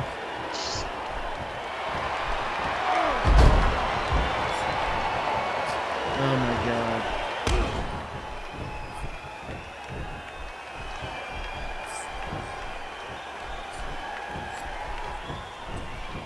Oh, this is the thing that's happened. There, yeah, there you go.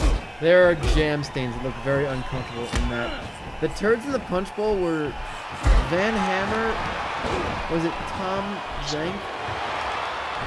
Yes, no more Monarchist Day 6-mans. That's what we did, and no.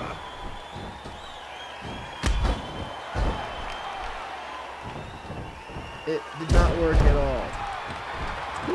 Lash, Leroux, Van Hammer, and Tom Zenk were the turds in the punch bowl. They were, weren't they? Oh my goodness.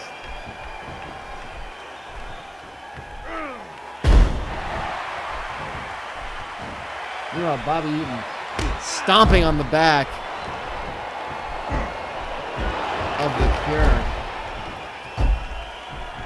Wait, there was a team called Apple?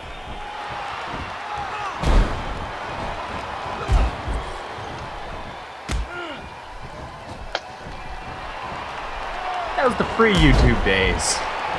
Yeah, pre-YouTube. In other words, there's no documentation of it. Yeah, so it didn't happen. We can do it again. No, but we still remember that it did not work. Does anything work on this show? Like, it never happens when you want to happen. Ever. Daniel, Brian, Mark, oh god, it's awful.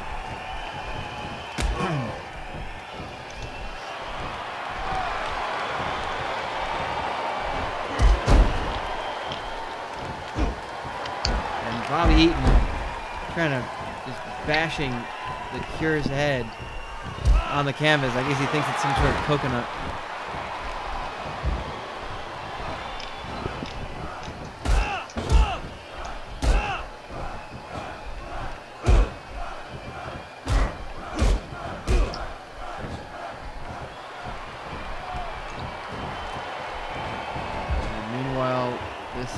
Again, the G-1-900-909-9900. This could be a huge, this is a huge match for either of them. Oh, Prince Strong getting Bobby Eatin up for the back suplex. Eatin trying to go for the vertical suplex. Oh, again, what a show of strength by Prince Iaukea, the Cure. And he's lifting him up. Oh, lifts him up on the DDT. Going for the cover. Kick out by Eatin. And Bobby Eatin takes a huge advantage going into the final round with a win. He would be the only person on 8 points. However, if the Cure were to win, that would mean 4 people competing on round 7, plus the Renegade on 6 points. Of course, that would mean the Renegade would be eliminated, but it would basically mean Disco, Inferno, and the Parka have an inside track. One of them would win it. And if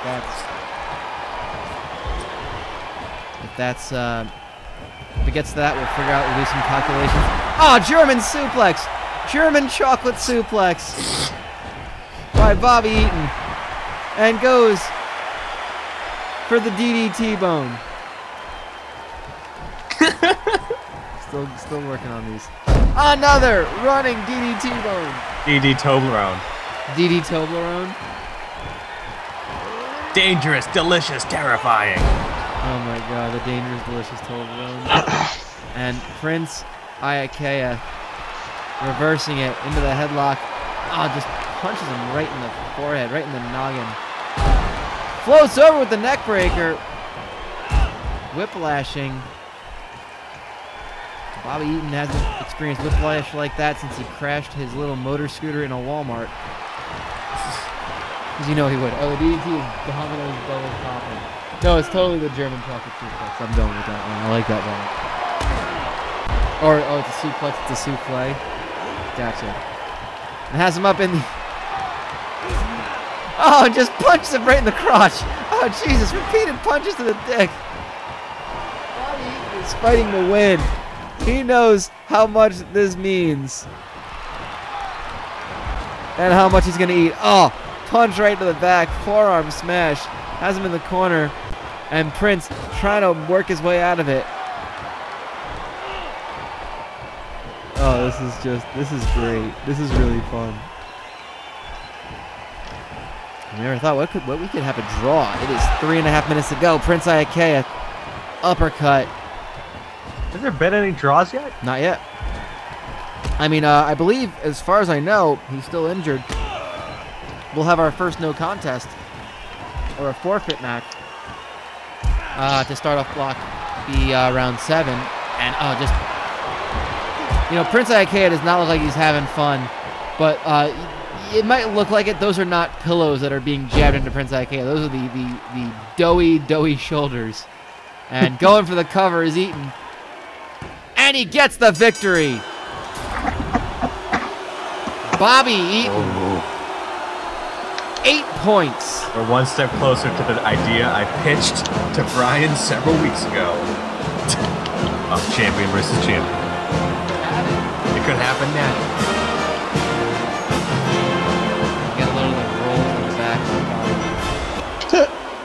He does want all the ham. He wants all the titles. He wants all the ham.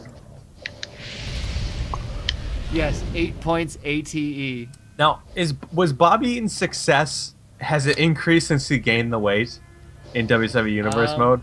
It appears to be that way. I'll let the chat figure that one out. I don't really know. I mean, I wasn't around for a lot of the Twitch. Hurt him. I wasn't around for a lot of the Twitch stuff. He was just kind of there. But now he's become a cult hero. I guess. I don't know how he started showing up again.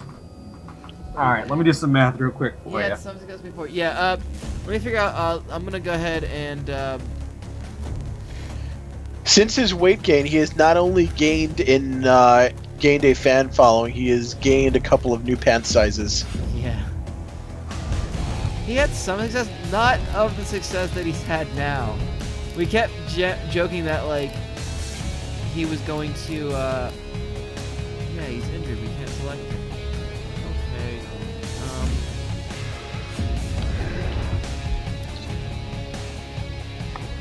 I believe if Bobby Eaton wins, he wins the whole thing. Okay, now here's the thing. Disco and La Parka, how have they done against Eatin? Disco has lost to Eaton, and La Parka has beat him. He's won. Yes. So, if Bobby Eaton loses and La Parka... So, Disco Inferno, then, is eliminated. If Disco lost to Bobby Eaton, the Disco Inferno is eliminated. La Parka, with a win over Disco, and Bobby Eaton losing to Tom Zenk, that is the only way that Bobby Eaton cannot win. Correct. Yes, because Disco Inferno, you said lost to Bobby Eaton, right? Correct. And La Parka won over Bobby Eaton. So if Bobby Eaton loses to Tom Zenk, and La Parka beats the Disco Inferno, then La Parka will win Block A, and it will be La Parka versus Wrath. If Bobby Eaton defeats Tom Zenk, or Disco Inferno defeats La Parka, or rather La Parka does not win, then it will be Bobby Eaton versus Wrath. But first, let's do a bunch of matches then. Only have two so far. In this one. And we have Steve Mongo McMichael. What a minor Cinderella run he had. Yeah, that's the nice thing about the G1 and of course the G-1-900 is that you got these little stories going in between. Like, you know, even though they didn't win, they've got like they had a good run. Will there be a consolation match? The two runner-ups will face each other in at the finals. So I think the G1 has done that before, where it's like the winners of the blocks face each other, but also they have the second place face each other for like an unofficial third place kind of match. All right. Now, is this the first time we're seeing Damian since he's been disbarred? Second, but on the first stream. This is the first stream where he's done it. Gotcha. How's he taking it? Not great? Well, he lost to Wrath to kind of just rub salt in the wounds. But then Wrath and Tribute Mortis seem to have been on the outs.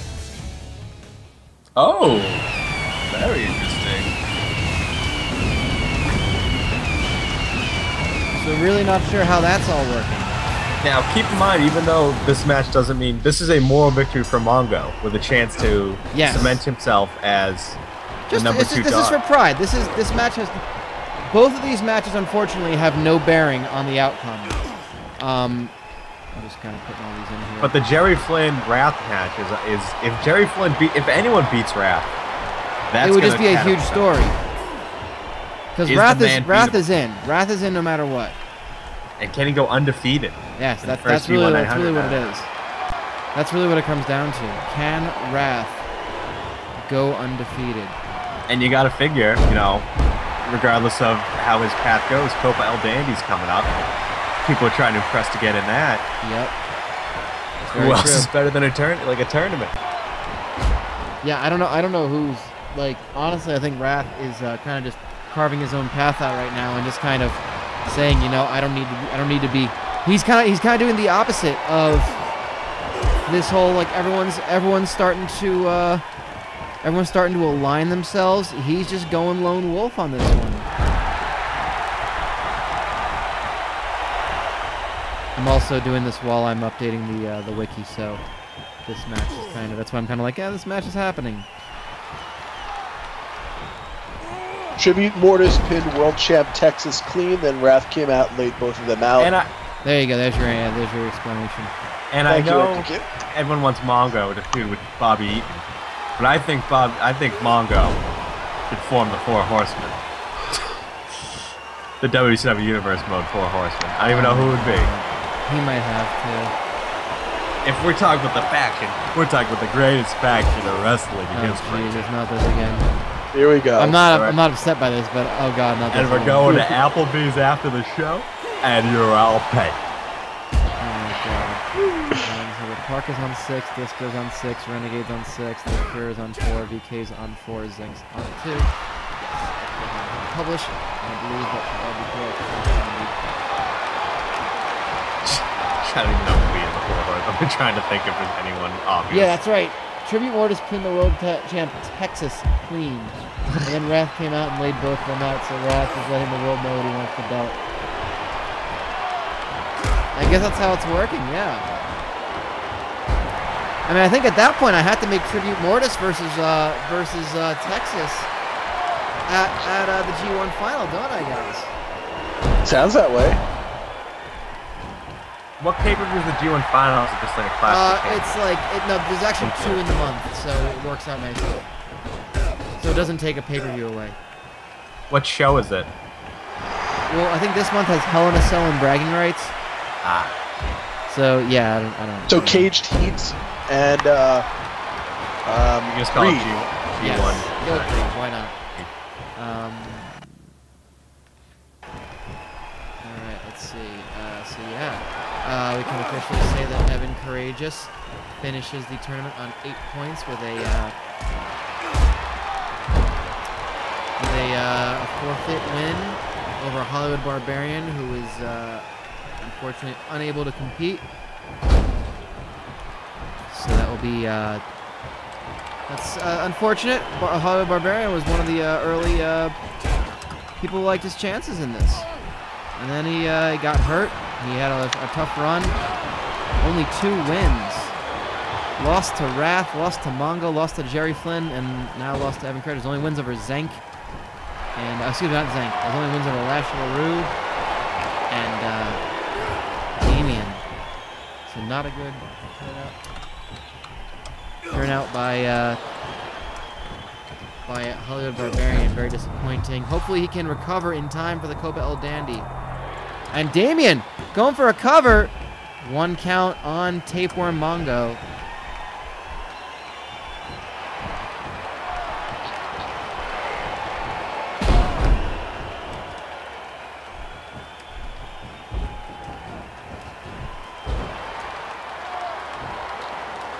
Make him humble, like your Brian Urlacher.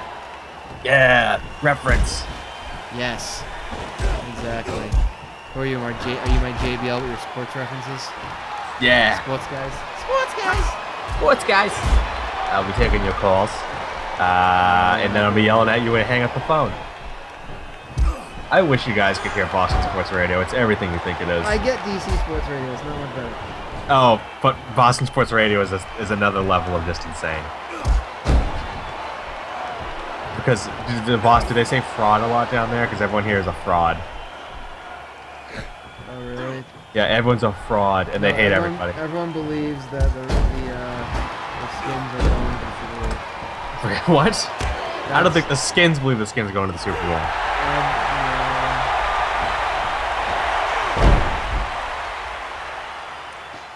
And the Mongo spike on Damian has got to be over. Everyone here refuses to believe there's any chance that Tom Brady cheated. That's fair. And Mongo, your winner. 10 points for Mongo. Pay for him and all.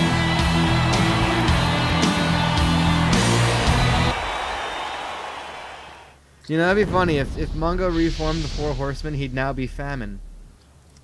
Oh my god. Nope, you just changed it.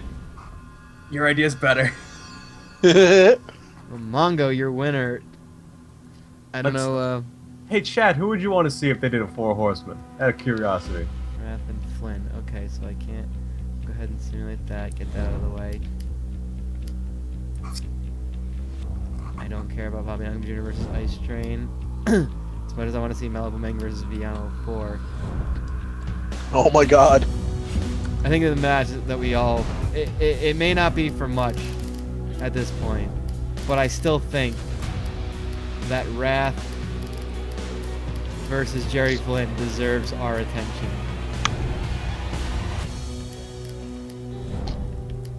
So much so that I'm gonna give them both entrances on this one. I'm not even gonna turn it. Oh my god, this is happening. This is. I mean, it's kind of. It's kind of too bad that this is for. This isn't for something. But it's for badassery and pride. I'm so excited. Yeah, why not? I like it. All right, let's see. What was that? Mongo won in 5:32. This gives me time to put that in. Mongo. Have I missed any wonderful NTQ Jerry Flynn pooping stuff He tonight? did post the one picture, so I mean that happened. It happened. He did it.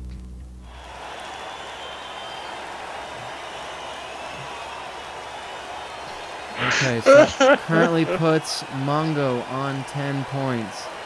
Evan Karagias at 8. And it will either be Jerry Flynn on 8 or Wrath on 12.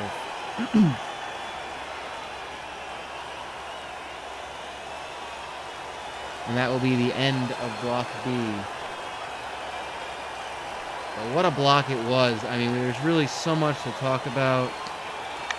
You know, just kind of looking over some of the matches. I mean, just the stories that came out of Block B.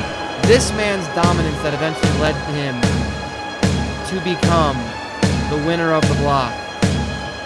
My god. Wrath could go undefeated. Don't tell him this match isn't worth anything. He could be running the table here. And momentum is so important. He doesn't know who his opponent is. He will not know that until Friday night on Worldwide.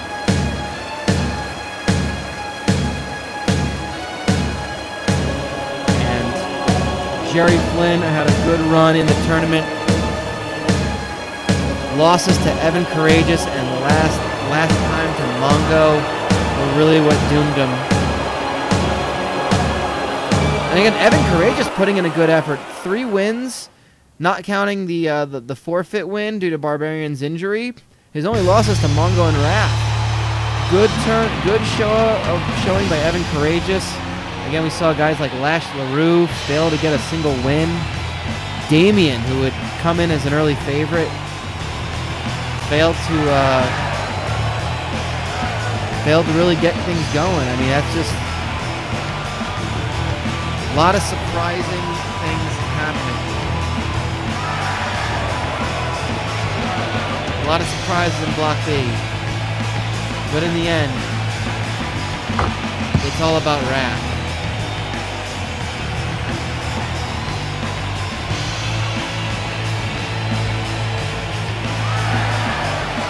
Guys, want to weigh in on Block B? Any thoughts? I'm just the dominance. I'm just so excited for this right now. Yeah, I legitimately get excited for some of these matches in a way I wasn't expecting. I'm actually going to be very excited for the Clope Danny when it starts. A straight up knockout tournament, like one loss and you're out.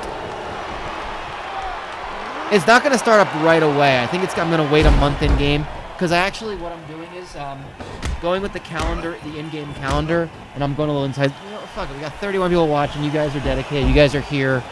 I'll just little bit of let's go ahead and do this one. Shoot week. Warrior. Y'all are here because you either got the email or you got the tweet.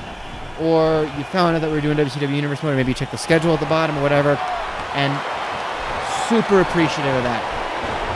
You're not here because New Legacy tweeted it, because they didn't tweet it, which is fine. I don't expect them to always do that, and nor am I upset about that. I very much know that when the numbers are in the 3 digits, it's because of New Legacy. I fully am aware of that. But I also know that you guys are here because you knew that the stream was happening, you wanted to check it out, and for that I'm super appreciative of it. And I think we had a lot of fun. I was trying to make it interesting when I was going solo as best as I could. I guess a lot of people are just out tonight. I know Kyle was out. That's why he was streaming last night, or it's normally Kyle's night. And plus, normally we're on Tuesdays, so that kind of screwed everything up. But yeah, you know, whatever.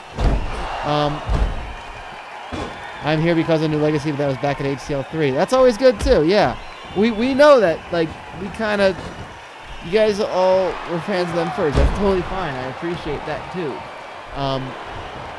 But the way that this is all getting set up is, and there's been a lot of thinking and a lot of spreadsheets. One big one actually is the in-game calendar.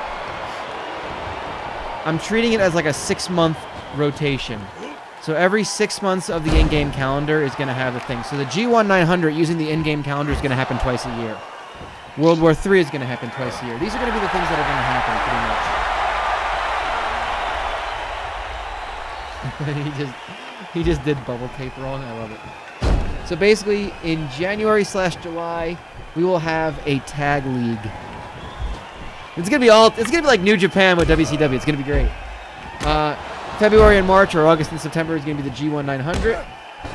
We're gonna have the Copa El Dandy, which is the 32-man tourney. Single elimination. And of course, don't forget, to end the year, we're going to have Lethal Lottery and Battle Bowl. Ooh. So coming up soon, in I guess in calendar it'll be November, will be the 32-man tourney, the Copa El Dandy. I got to figure out, I want to set it up where World War III will have the tournament final, so I got to set up the calendar to work that way. And then, yeah. So lots of fun stuff, because I know Lethal Lottery and Battle Bowl was really fun. But yeah, lots of good stuff's going to happen. And Wrath going for an early cover. I guess not so much an early cover. 3 minutes, 20 seconds in. There's not enough murdering going on in this match. Gotta learn how to sell, baby.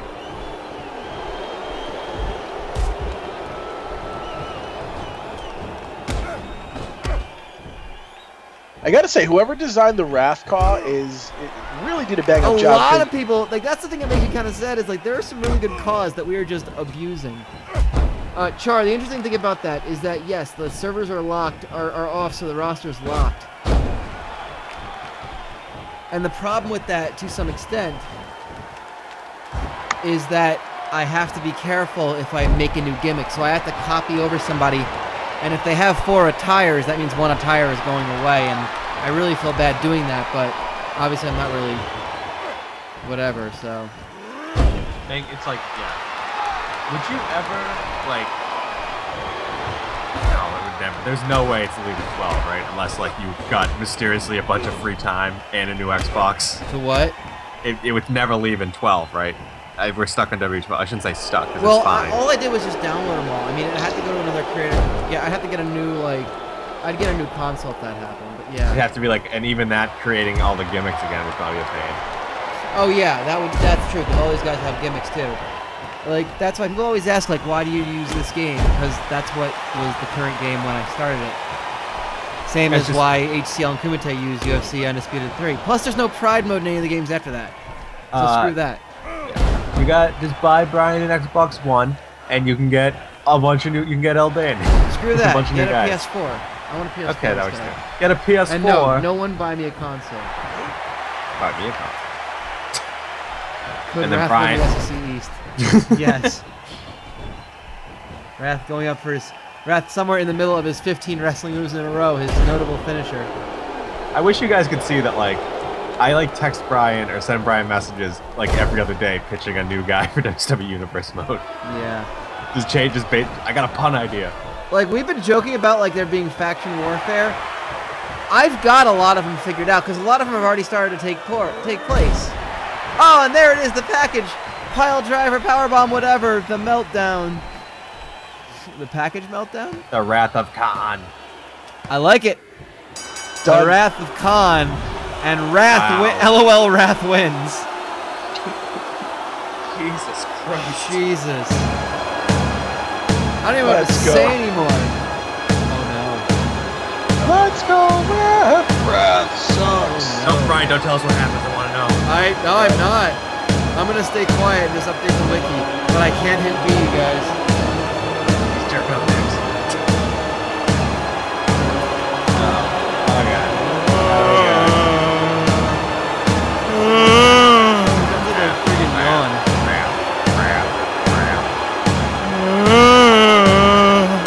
It's really Wrath, I am.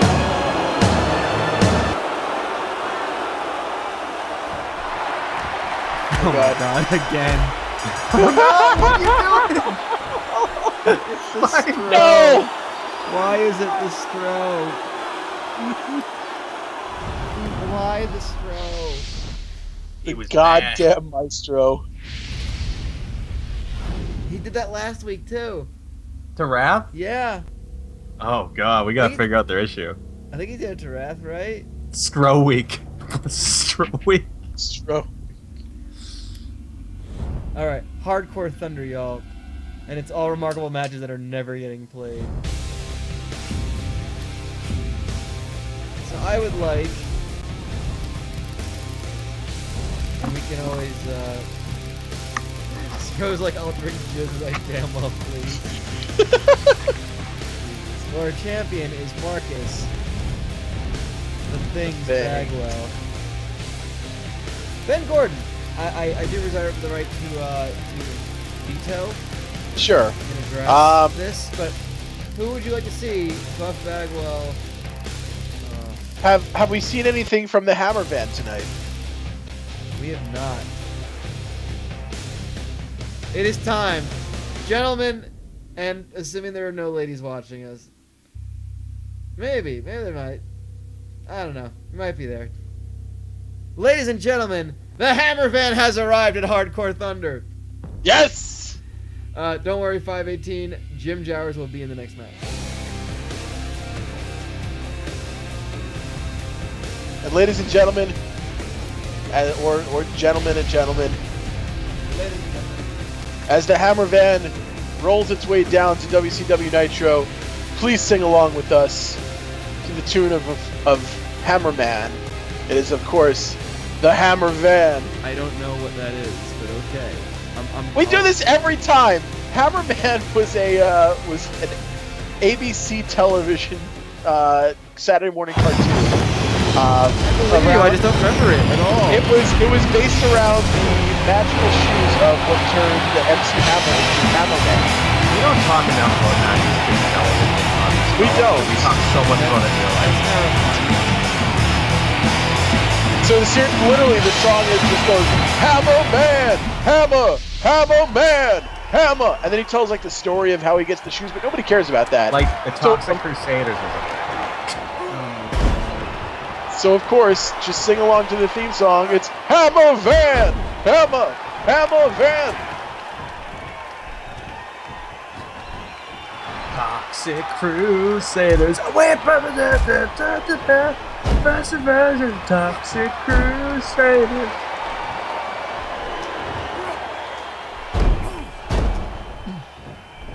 All right. I shouldn't be allowed to talk. I'm just gonna start being characters. Okay. I'm also a little distracted because I've had the Ultimate Fighter on in the background. Sorry, I mean Top Cop. And a guy I know is fighting like now. So don't mind me if you hear it in the background.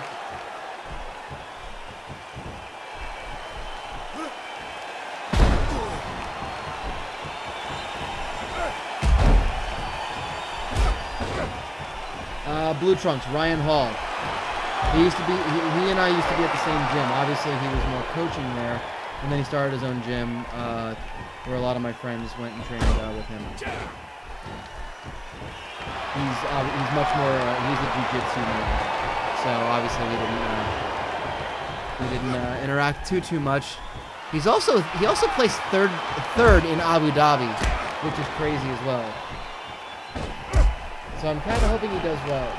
The cat's already been let out of the bag of the fact that he's competing on the finals by one of my coaches currently because he's punch drunk as fuck and doesn't really give a shit.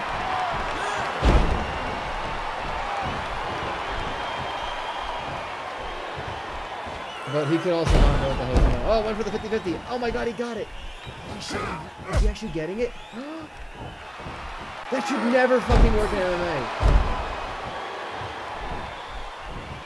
So while Brian talks about real fighting, Pasco... Sorry, I'm really sorry. I got really distracted with this. It's okay.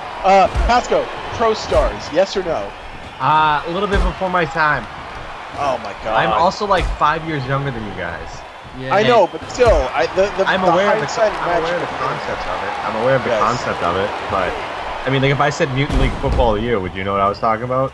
Not a fucking clue. Exactly. You were too old. I watched Mutant League stuff. And Ryan Hall just tapped him out in the first round. That's amazing. That's awesome. By the way, 1FC is based out of Singapore and is running all over Southeast Asia, like Malaysia, Indonesia. I think those are the three they've run, the countries they've run so far. It's as close to Pride rules as possible. There's like soccer kicking and head stomping. It's in a cage though, and it's not quite Pride rules, but yeah. And they're borrowing. Oh my God, we got the jizz table. Oh the no. table of jizz. Caveman has the ladder of weed. We've got the table of jizz. Lenny Hart's doing the Bellator show because it's a Glory and Bellator show. It's the Dynamite thing. I gotta record that. I'm gonna be driving up to that weekend. And of course, because a table has been introduced in this match, it means that no one will in fact use it.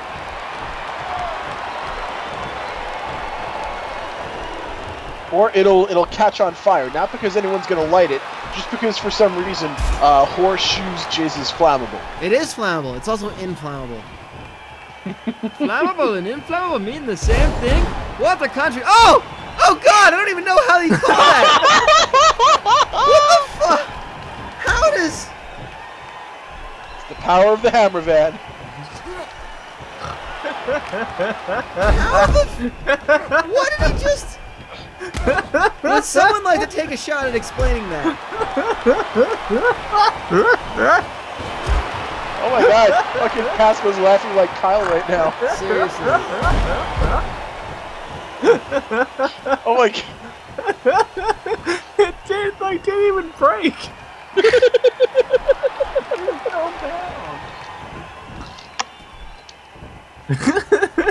And now the thing's taking out the jizz can. What is it? Oh, the cup? The jizz. And he just flattens him right in that garbage can full of jizz. Can full of semen. Yes. Full of semen. Which just went splat and now is stuck together.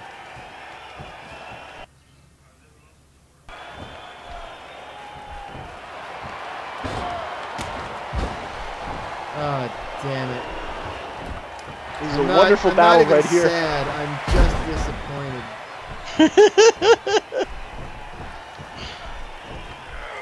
I'm very much looking forward to the gif of that. if gifts were around in WCW. Oh my god, if gifts were around in WCW, we would have so much more fun. I mean, people can make them.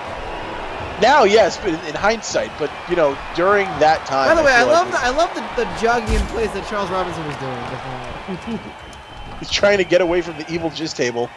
Oh my god. All right, the Things is now ascending the top.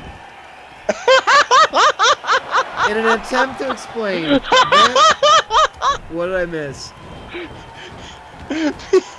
He elbow dropped Van Hammer through the table, but Van Hammer stood up, and it was just Bagwell that went through the table. Oh my god. The spot that never works, it continues to not work. Trying to explain. Van Hammer tried to double accent on the power, but he facepalmed on that table, which did not break. Can't do it justice. I did see it, I just don't know how to describe it, was the thing. I was like, I don't know how to explain it. Oh, this has been one hell of a hardcore weight title match. It really has been. Bagwell's changing the division. Oh, excuse me. Marcus Alexander Bagwell's changing the division. The Things. It's the Things versus the Van. He's Marcus the Things. Oh my god. Can I just say something about nurses? Shut up. Sorry. Two nurses? I'm seeing all these nurses are great posts. Just like, who gives a shit about what people on The View say? I guess they said something bad about nurses and made a joke about them and everyone got mad. Because nurses... I don't understand pop culture. Everything great has already happened. I don't know why we're still making stuff. Van Hammer has entered beast mode. Good lord, yeah, Van Hammer. Well, he's only got 2 minutes and 39 seconds to get a fall on Marcus Bagwell. I mean, he's got to be careful here. He's putting the pedal to the metal. Heavy metal. Heavy metal. Boom. A big back body drop, and he's going outside looking for some more plunder. Probably another table to screw up. Nope, gets the Jizz Mop makes an appearance. Of course We've got the Jizz Mop. And Bagwell returns there with a Jizz guitar. Oh, I don't know who got the better exchange of that. I think the Mop won out. But a Fujiwara armbar by Marcus the Things Bagwell. The Things.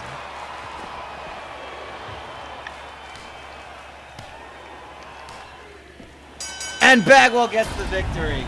God damn it. Out of nowhere. Marcus Bagwell retains. Not pleased.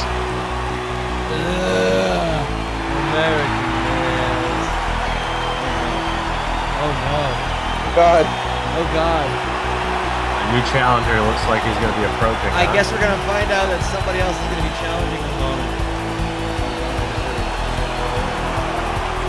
By the way, for those of you who are into shows on in the background when we watch this, on Comedy Central at midnight's about to have John Daly, Heather Campbell, and James Adomian as Bernie Sanders for the entire episode. Oh no! Oh no! Oh no! They're taking out Van Hammer on us. No! Not Hammer We're Van! gonna have to test out the curative powers of the Hammer Van. Oh! He's dead. The table killed him. Oh my god. So The Hammer Van got totaled. God damn it, Falcon. Got totaled. The Hammer Van is out of commission. Oh no. This is not part of the entertainment. Fans, this is not part of the entertainment. You're right, I'm not entertained by this. How It's could fine. you? It's fine. God damn you, Marcus the Things Bagwell. It's fine. Suffers from tinnitus. He just music's been playing too loud. He just can't. His brain finally shut down. I think Van Hammer needs to be rehabbing with a smoke-free environment and a lot of quiet. It's that damn tinnitus. God damn tinnitus. Goddamn tinnitus. Apparently he has tinnitus. I don't Jim Jowers. Well, people Everyone's want asking for Jim Jowers. I they're want asking Jim for Jowers. We haven't seen Jim Jowers. A man who Is is it- certainly not Jim Powers. I mean, look at that. He's got a mustache. Yes, of course. And I would like to see P. Enos since I missed him earlier, and honestly, you can't see enough P. Enos in a single night, can you? Do people want P. Enos?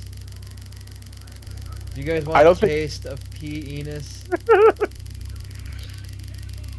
I don't think people here. I think I want to save P. Enos for last.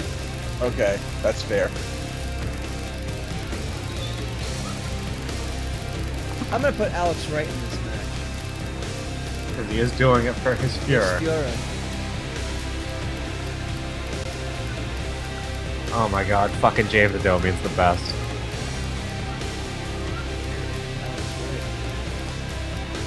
If anyone's watching Comedy Central, just look at that man's hair.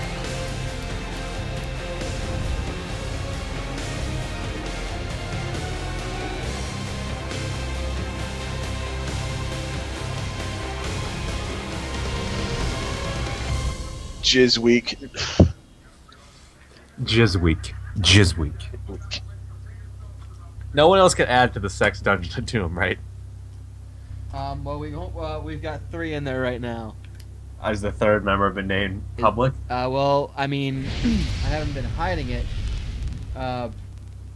You could. I don't know. I wasn't. It's the Maestro because he's already had his taste of semen and he wants more. Oh god.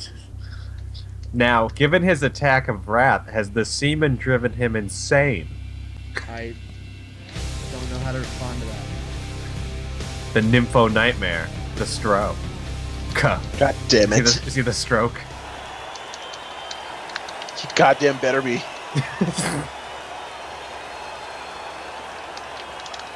The Maestro. I don't know what to say to this. I mean, the only reason we put him on, we put him in the thing because we're just like, look, he drank a cup of jizz. He drank a cup of jizz. We kind of have to make sure that he's in the stable now before the game does something about it. Jesus, everyone's teaming up. You know, I gotta say, I feel like I've seen Jim Jowers before. His gear looks very similar. He's a new superstar. Yeah, I mean, I know. We always bring in, it's about the new blood. The new blood is rising. I feel as though Jim Jowers is my favorite fucking thing in this entire show. It's so stupid. I really just can't quite figure it out, though. Like, and we're gonna try so hard to get him to win something. It is officially the dumbest fucking thing. It's dumber than Bobby Eatin. We call him that because Eatin rhymes with Eatin. No, we called him that because someone said, "What is that on his tights?" Oh, that's jam stains. I think I said it was jam stains. Someone wanted to call him. Well, because I also wanted him to be a food truck owner. I wanted him to be Guy Fieri. Because the joke was going to be him and Bobby Duncan Jr. as Team Oreo, Duncan and Eatin.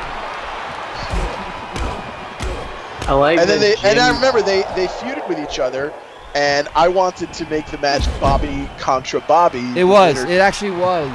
Yes. It was Title versus Bobby, and of course the wrong guy won. Yes, because his name was going to be Dr. Eatin Gemstains. And I'm so glad that wasn't it, because that's not as funny. I agree completely. I'm sorry I did that. It's okay. I'm very sorry that I did that. I like that Jim Jowers also has the wrong man's gear. He's got the gear man whose initials are JP. Oh no, that's not a P. That's not a P. It's an upside down J. It's like a logo thing. It's like the snake eating itself, where you can keep spinning it. And it looks the same. He's dyslexic. No, I gotta say, just a logo. I gotta say though, Will Hafer, I'm very confused because I feel like I've seen Jim Jowers before, but I can't quite put my finger on it. It's very familiar. It's fine. Well, Jim Jowers has a table, and he just smashes Alex Wright in the back with it. Alex Wright, a man looking for his Fuhrer.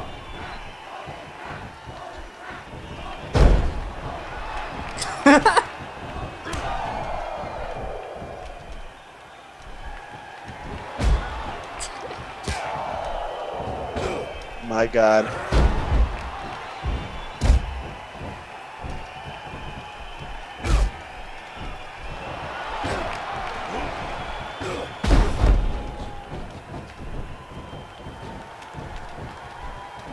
There you guys go. Check the chat. Do not say a word about that. And Alex Wright taking all of his punishment, all for some, I won't even say a higher power or some sort of, his fury. Higher Jower? A higher Jower? No. Oh God! Oh no!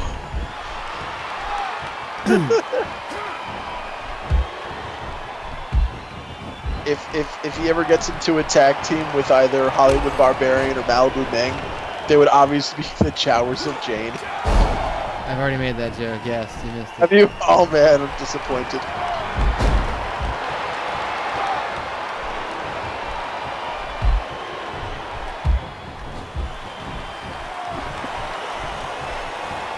All I can say is I'm doing a lot of stable editing before the next stream, apparently.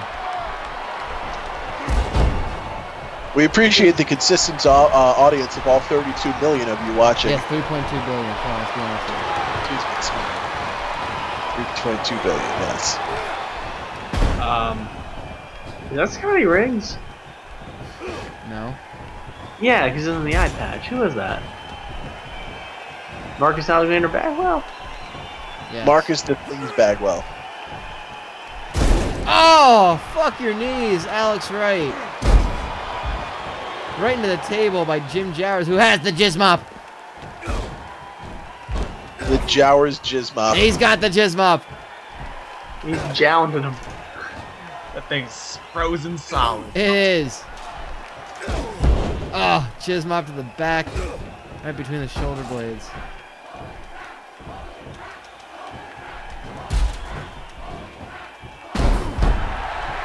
Jowers whipping Bagwell into the jizz ladder.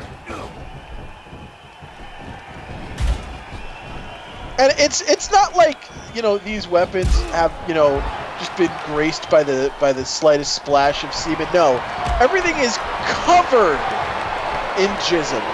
Covered. Yeah, Horseshoe has had his way. Great camera work, by the way. No idea what is happening. Jim Jowers just standing there, staring That's what happens when forward. you get Jeff Gin turn. Stoically.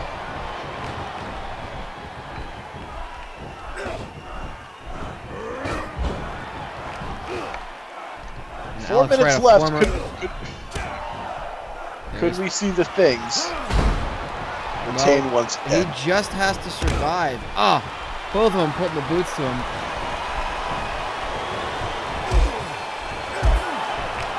And Jowers, they're both beating up on Alex Wright. Oh, takes out his leg. And Alex Wright just keeps coming back for these beatings, despite the fact that, yeah, he is eliminated again. It's almost like he's atoning for something.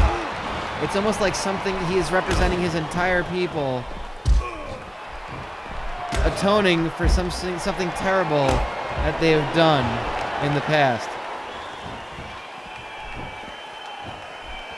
Let that one hang out in the air there, I guess. And now we're down to Marcus Bagwell and Jim Jowers. The boyhood dream of that grown man, Jim Jowers. Yes. Well, I mean, that's the thing. We don't really know. We don't know much about him. Oh! J-Bone Juplex.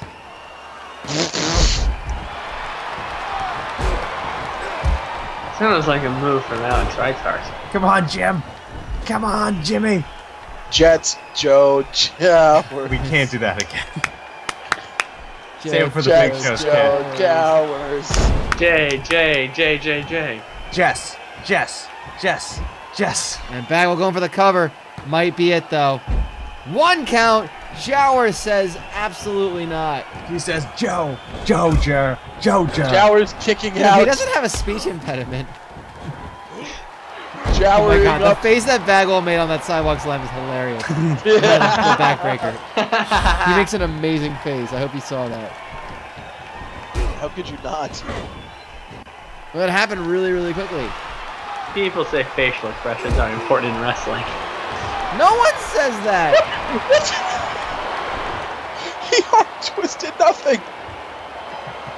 The Jill Jelson. The Jill Jelson. Yes. I think we did that before. The Jill Jelson has definitely been profitable. Jill Jelson. How do you cow? A junch to the face. No, Oh, let's not get Jowers so right into real. that ladder. Face first into the ladder. And Bagwell, oh no. Oh, lift him up. Oh god. Oh god. Oh, No. fuck your knees. He hit him with the fuck your knees. Right into the ladder. Cover. 2. He kicks out before 2. Jowers kicks out at 1. Spear by Bagwell. He just needs to survive. But Jowers is fighting back. Come on, Jowers. Come on. That's Joe Jowers. Come on, Jowers. His jankles. Fuck you.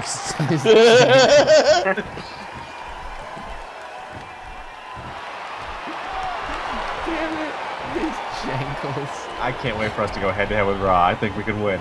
Oh god. Oh god. Oh no, working the shins. Oh, shin breaker by Bagwell. He knows where to attack. Cover. Still a 1 count. Jowers does not know. Come on, you got 43 seconds, Jimmy. Yeah, at this point, Bagwell is just trying to run out the clock at this point. It is not looking good for Jowers. There's the blockbuster. The Things Buster. The Things Jack- Buster. Cover. 1, 2. Kick out by Jowers. Wow. Oh my goodness. Roll him up. You can do it. Jin Jowers. side cradle. Is just giving it his all.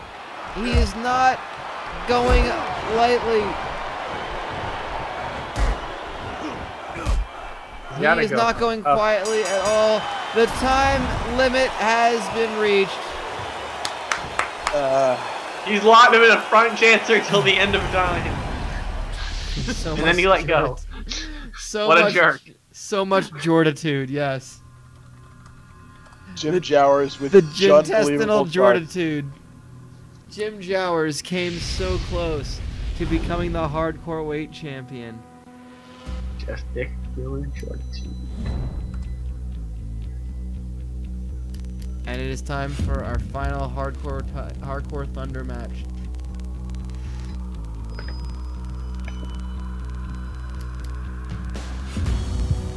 I don't think we give him. No, we can't. I can't break the rules. Can't give him another shot on this one.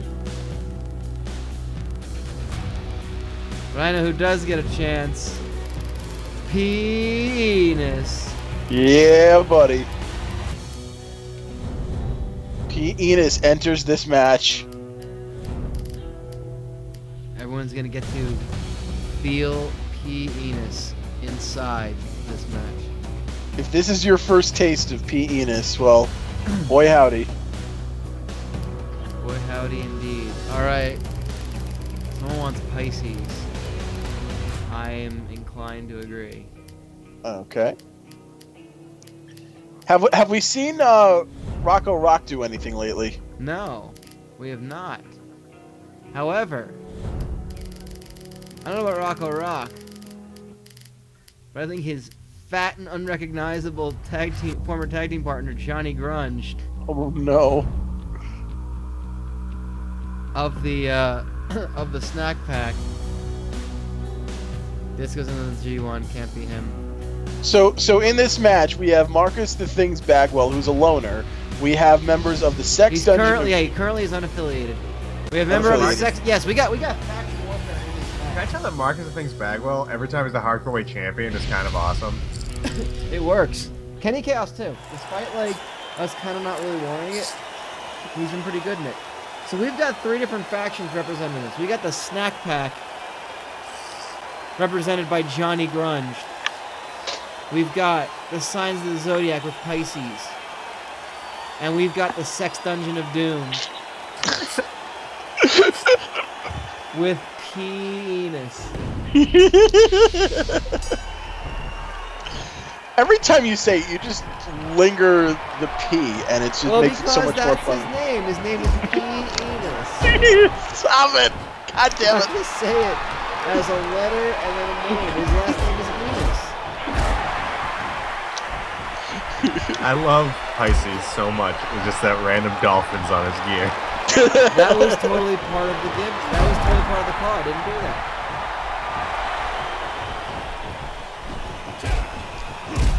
All I did was change the color scheme and add the head, the face paint.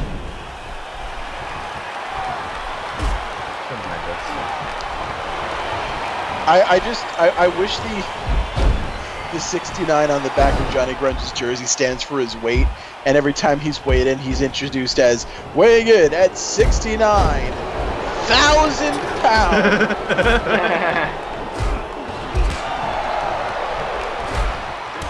Oh, Nitro. I think maybe I'll just need to give Johnny Grunge an outfit where he has no shirt on, so he just looks fatter, I guess. I don't know.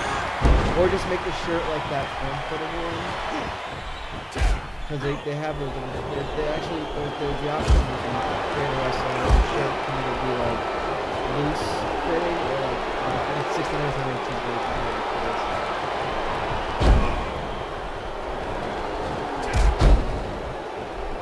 Faction Warfare Alive and Well. Don't forget we have 3 count as well. We do?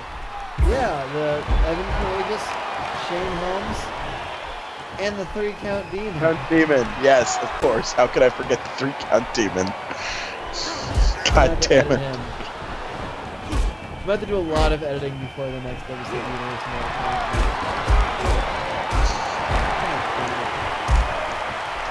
Well, I gotta tell you, there's many factions. It's gonna make the Copa El Dandy that much more interesting. My God. There are a lot of factions that I'm getting at. Like a lot. So we've got the Signs of the Zodiac, the Snack Pack, the Sex Dungeon of Doom. You just want to keep going. No, tell them what the other idea for the name was. I think it's great. I like both of them. Sex Cauldron. Sex Cauldron. I think we just need to name a guy Sex Cauldron instead. like just pick some random dude and be like, this is now Sex Cauldron. This Bobby Duncan Jr. This guy's now Sex Cauldron. Bobby Duncan Jr. is Texas. He is Texas. I gotta change him too. Tex Cauldron. There you go. Tex Cauldron. God damn it. I'm so sad. That's improv right there, buddies. So sad. That's something, all right. That's one improv. That's true. Johnny Grunge has a P on his shirt, a class he often skipped. God damn it. Oh God! Table right to the back of the of Pisces, not the shark. Pisces.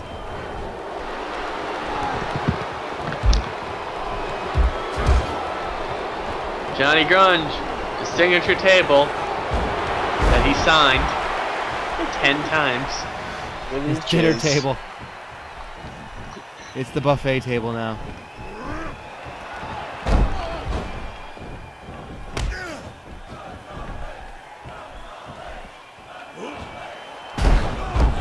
I'm so sad that I'm doing faction warfare, but I love it too. So, in taking a look at the roster right now, I'm trying to figure out who would be best equipped to become Sex Cauldron. Oh, no one. Oh God! Oh, the things! Oh, powerbomb through that jizz table! Oh God!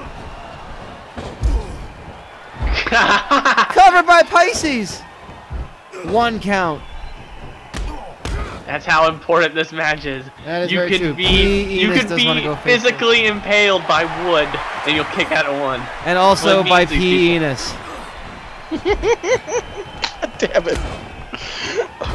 So I'm just looking at the people here who are currently not involved in any other factions or in any aspect. We have Damian. Well, don't roll through it. No. Don't start doing this because there's stuff actually in going on that you don't know about that I don't want you to start talking about and not realize you're talking about. Understood. So let's stop this right now. Yes. And P. Enos with a low blow. I wish I could make that up. Is P. Enos with Horseshoe? Gee, no, I don't think he... Yes, of course he is. We've only been calling them the Sex Dungeon of Doom. And Pisces is eliminated by Johnny Grunge.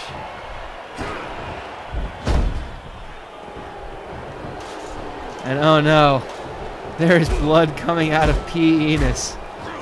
God damn it! God damn it! That is never a good thing. Holy shit, what a spear. P. Enos is just he is leaking blood. Oh god, he's got the cup of jizz! He's got the cup of jizz! He's got oh, and he puts it down. Which is horrifying because he got it out of the crowd. No! Oh god, is he gonna powerbomb onto the jizz? Oh no! Oh! Oh god, oh god, oh god. Ouch. The strength of P. Enos. The razor's edging. Enos is a hard. And an insecurity. Ew. Mind you, that is spilled jism on the canvas. No one wants to be thrown into that. Oh, Johnny Grunge comes close. Belly to gigantic swollen belly. And Singapore Belly Pain. to, if Bobby Eaton does that move, it should be called the belly to jelly. The jelly to jelly, yeah. Well, Yes. I mean, like Johnny Grunge is part of the group, so I mean he's back suplex with a bridge. 1, 2, kick out by Grunge. 3 minutes left. P. Enos holding his head. Might be a swollen head on P. Enos. Fuck you. Turning all purple. Oh no. Oh no, he's got him locked in. Some sort of like a Cobra clutch, looks like. He looks like he likes it though. Well, he's just kind of swaying around. Grinding on him. And he elbows his way out of it. Has to remind himself that that is a submission move. And even though P. Enos is a sub, that is a bloody P. Enos. I cannot go a thing or two. That P. Enos is just oozing blood.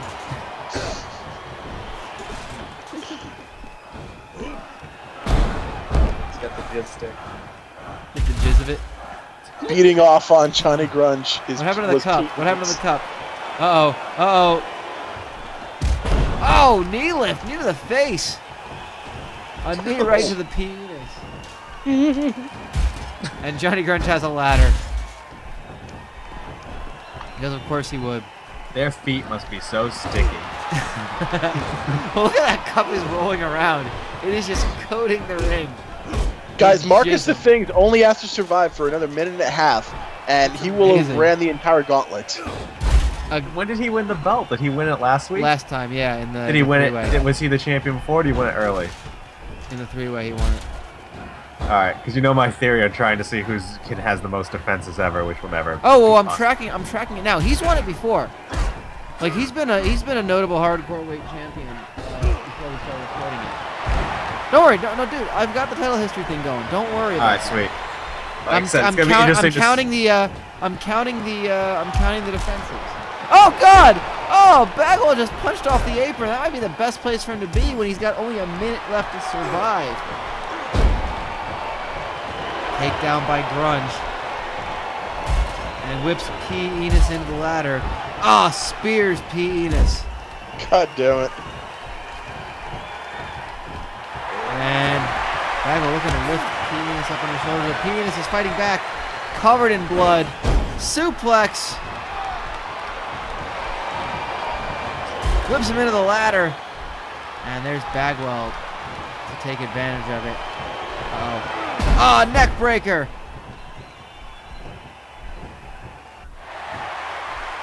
And Bagwell taking some time to gloat. He kind of feels like it's got to be all over. He's clearly retained. Johnny Grunge looks like he's had enough of the fighting. He and looks just wants winded. to get some snacks. He's so tired. Oh, I didn't expect this to be this much. And Bagwell, oh no. Oh no. Well, the match is over.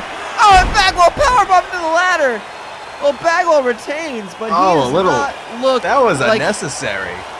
he is not going to be able to leave on his own 2 feet. I would suggest a fine for such an offense if I cared at all about the well-being of any of these people. We don't, so we're good. Yeah, it's fun. No snacks after 5:45 p.m. Exactly. Well, folks, it is time Oh, to jeez. conclude the G-1-900-909-9900. My God. 3 more matches. It comes down to this. What match do we do first? Well, I know what match we do first. Well, I know What I match have, do we I do have second and VK third? Wallstreet versus The Cure is the first one. Yes. Oh, really? Just read the main event?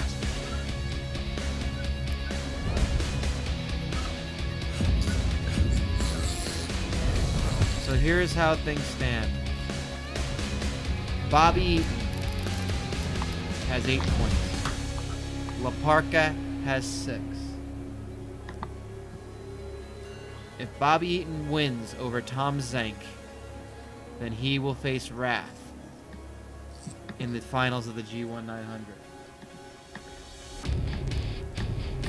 If La Parka wins and Bobby Eaton loses, La Parka wins Block A and will face Wrath.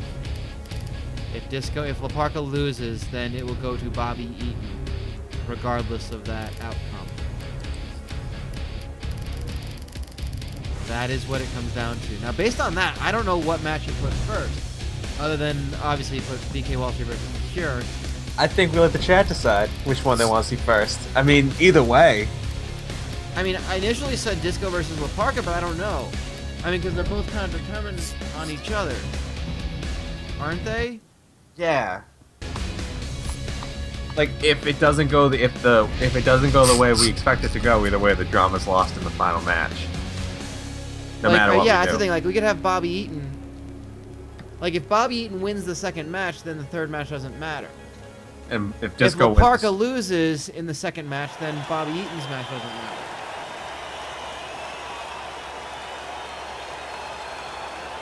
I'm really not sure which way to go with this. I still say put Bobby Eaton in the second match. And then the last one be Disco Inferno versus La Parka. That's just my thought. I don't know. I say the other way. You say the other way? You say La Parka versus Disco Inferno first? Now you put Maybe, the pressure I on don't know. Bobby Eaton? I don't know. What do you guys think, chat? I think either way you're right. Mm-hmm. What this match means the battle for third place. I mean fourth place. I mean fifth place. Yeah, this is the battle for like 5th. Or 4th, maybe. Alright guys, Both let these us guys know. on 4 points. Bit of a disappointing tournament for them. One of them will go 3-3, which would be about as good as you can expect, I guess. Alright guys, who do you want as your main event of the finals of the G-1-900? It's gonna be Wrath. You know what?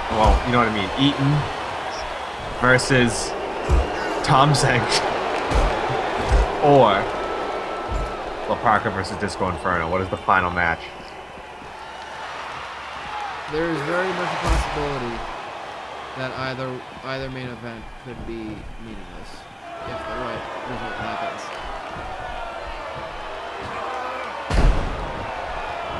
Eaton's your main event, in my opinion. Okay. So based on that, the next match will be La Parka versus the Disco Inferno.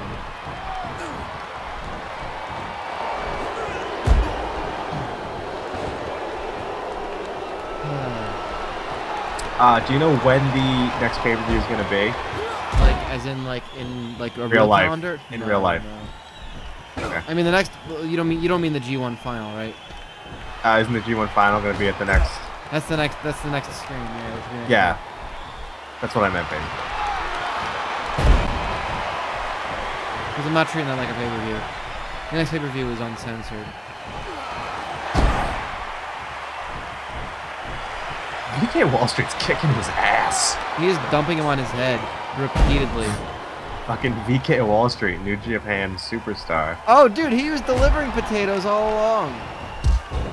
Oh, and a headbutt by Iaukea.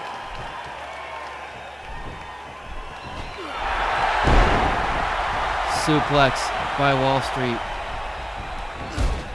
And The Cure Prince Iaukea really got going, especially after, despite his best efforts, being on the losing end of War Games with Ready Aim, Fire and Ice, defeating the Signs of the Zodiac.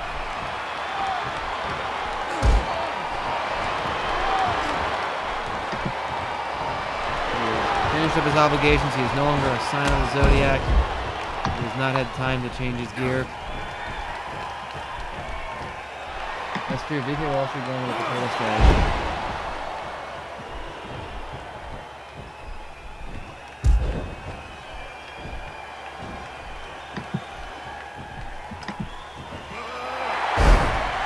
Suplex again by Wallstreet. Becoming a suplex machine again. Has shown his allegiance to Ready Aim, Fire and Ice. Interesting little bit of strategy here in the sense that that's the team that just took out Prince Iaukea, and VK Wallstreet has aligned himself with them. I don't know if that's not so much a strategy as it is just a bit of mind games here.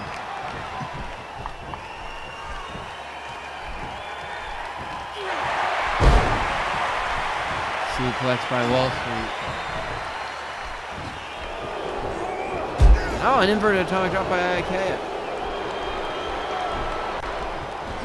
What are you guys' thoughts on Wallstreet and Iaukea? Have they had kind of disappointing here in the G-1-900? Have they just been about par, what you'd expect from them, or? I mean, the Cure came in, he beat Cancer, and that's about all he could beat. Couldn't get anything else. Not enough? Not enough. Not enough. The word hero's thrown around too much. Because it's interesting. He had this whole crowd supporting him, especially after his brave fight to defeat Cancer, and go back to his original name, take on the moniker of the Cure. It almost seems like the crowd's kind of just not cared as much.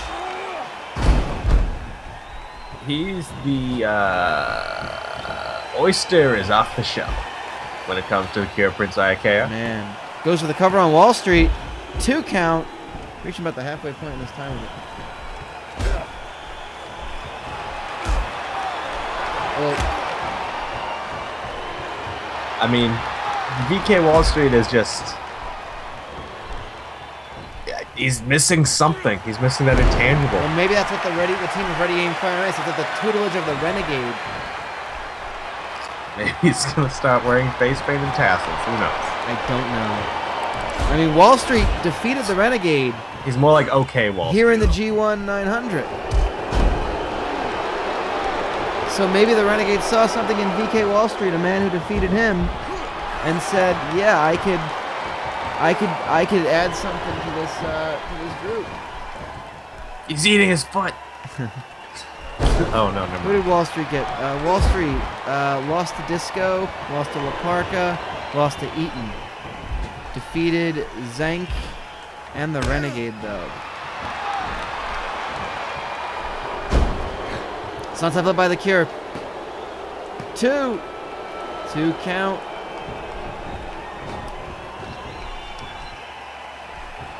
Very competitive match. Looking to get to 500 here. Winner. Guys, point out that looking at the other block real quick, it all worked out where everybody won a coordinating amount of matches. Oh, like it's mathematically even. 6, 5, 4, 3, 2, 1. Yeah. 0. Well, yeah. Interesting. That's fucking weird. That is weird. I wonder if like everyone beat the guys below them.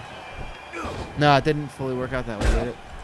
I think. Let's see. I know Mongo lost to Wrath. Flynn lost to Mongo and Wrath. Did Flynn lose to Karagias? Yeah. Everyone lost to the guys below. Everyone lost to the guys below. Wow, that's weird. That is very weird. That's mathematically amazing. I don't know how I don't know if it's amazing from a math point of view, but it's kind of funny how that works out. Like that might have just mathematically that might just be how it works. But like everyone lost to everyone above them. And beat only below them. Yeah, beat everyone, only the people below them. Yeah, this not so much, which is good. Oh, the flying headbutt by Prince Iaukea, going for the cover. 2, kick out by Wallstreet.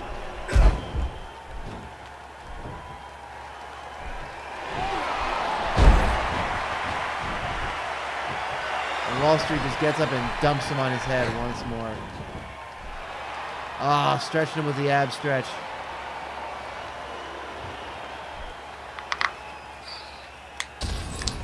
And he has to tap. Well, VK Wallstreet gets a victory. Finishing with 6 points. Yes, he finishes with 6 points. Still coming out to the American males thing for some reason. Oh, VK Wallstreet. Which now means that our next match, Disco Inferno and La Parka. Oh, Jesus. It is all on La Parka right now. As much as I want to see Bobby Eatin versus Horseshoe,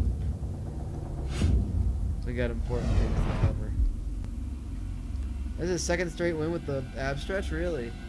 Did he beat Zenk with that? Huh. Even the video game's a boring wrestler. What's that? Even a video game is boring. Yeah.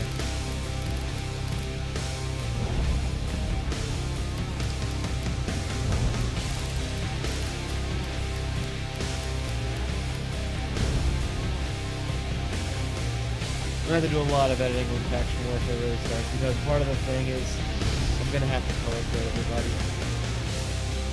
Or at least like give them matching gear in some sort of way. I don't know. Maybe not for all of them, for some of them, yes. Just come up with a group of guys and just like, the whole thing is that they're all different. That's their stable, the different guys. And they'll just wear what they want to wear and do what they want to do. Absolutely not. I've got enough stables.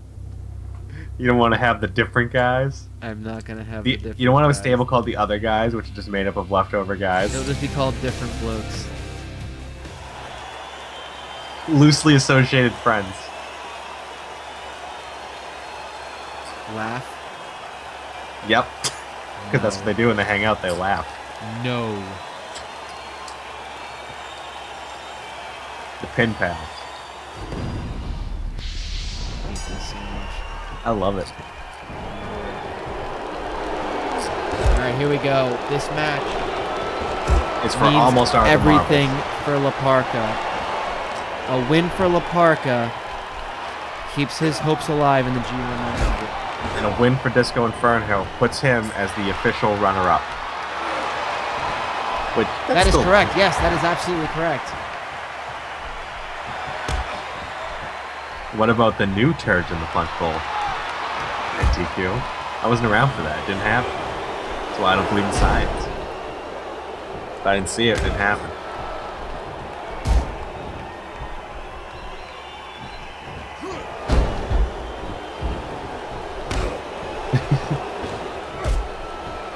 Now, is there a prize for winning the... Is there some sort of reward for winning the runner-up match? Or just sort of a bragging rights thing? No, it's just like an unofficial third place match. Like, the G1 actually does it too, so I figured why not do it. I don't know if anything happens in the real G1. I don't think so what do we either. think? This is the real G1. And they don't always do that either, yeah. Not like those boys out in the Far East.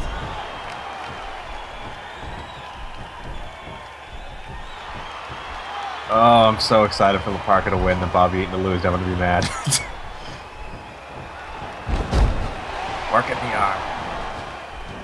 Although, all Bobby Eatin has to do is tie in the next match. It's true.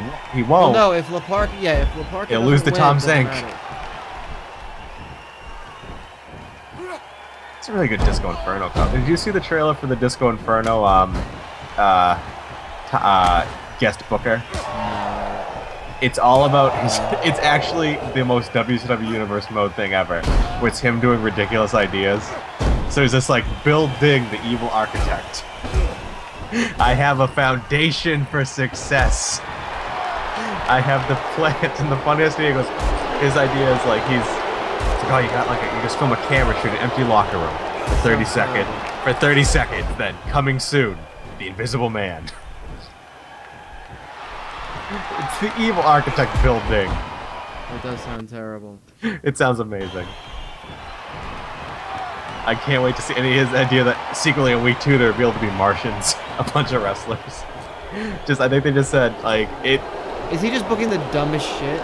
Yes. I like almost want to like tweet him Universe Mode and be like, you might actually think some of this stuff is funny. Like this. I forget there was evil architects. I forget their name. Shit, I'll look it up. Evil architects, huh? They had every name was a pun. Of course it was.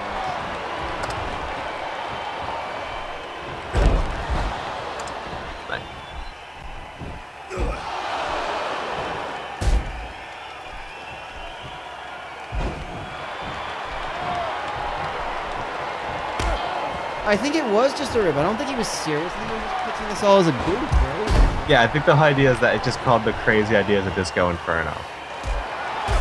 And I think that his guest booker is just to like do the funniest ideas he can think of. Yeah, why not?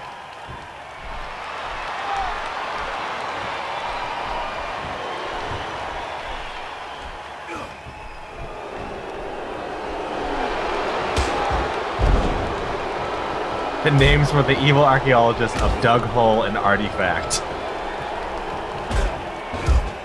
Doug what? Doug Hole and Artifact.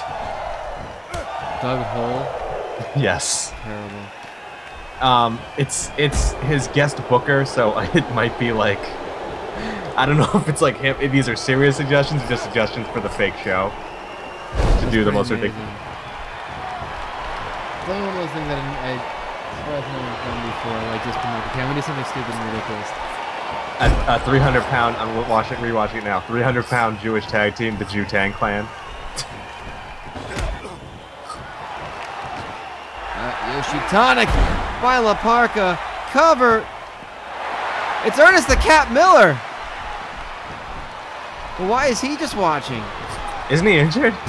I don't think he is. He always Wasn't seems he to be, injured? though. He was, but I guess he wasn't. I know Hollywood Barbarian was injured.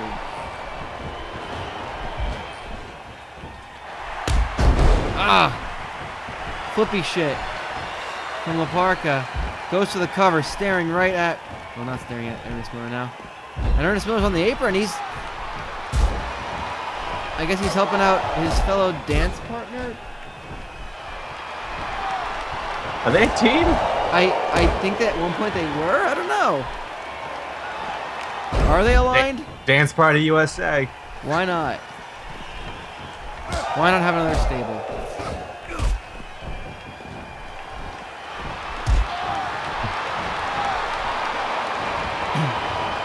Uh-oh. Oh no. Okay, there we go. I was like, oh god, don't tell me the game just froze on La Parka having a stroke. I was gonna end the stream and just the words to Bobby even come out.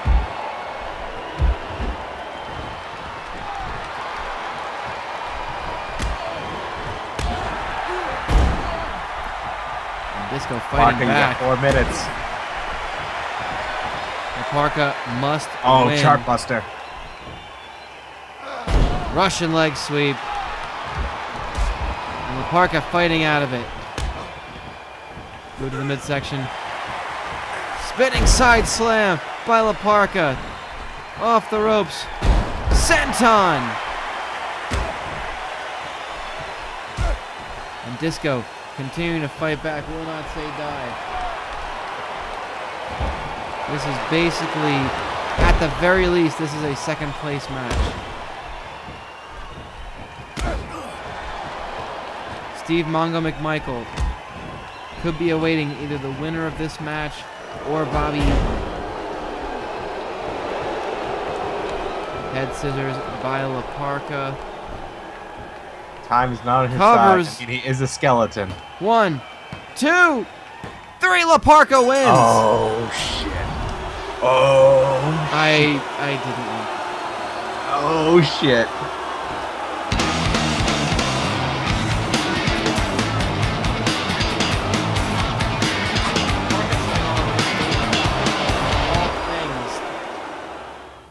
All things official. I mean, look, that's the same referee who he got screwed over last week and blatantly let himself get attacked by VK Wallstreet. It's true. It's the same referee all the time. Ladies and gentlemen, we have been hoping for a moment like this. This is the moment we didn't get with Wrath versus Jerry Flynn. And we have something very similar, totally. Ladies and gentlemen, Bobby Eatin, the hero, is 1 win away. and his opponent is probably one of the worst wrestlers. Tom Zenk. Is bottom of the table. 2 points. Tom Zenk. Now, Tom Zenk beats Bobby Eatin. That's huge for Tom Zenk. It is. And given what we know about this game. Yeah. I know what you're saying. I know what you're thinking. I'm sure that that sound that I heard, which meant I had a G-chat message, is somebody else telling me the exact same thing. We will either get Wrath against Parka or Bobby Eatin. It all comes down to this match.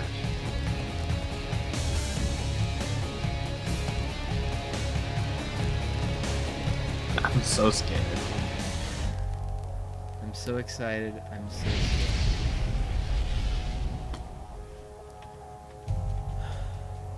Can't believe this is happening. Tom Zenk holds the fate of the G-1-900-909-9900 in our hands. Pretty much. I'm okay with this because I know that this game likes to engage in fuckery. I just get interference in the first 2 seconds.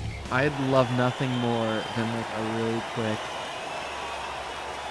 like 2-minute match, so I can be like, okay, we're done, guys. I want to go to bed.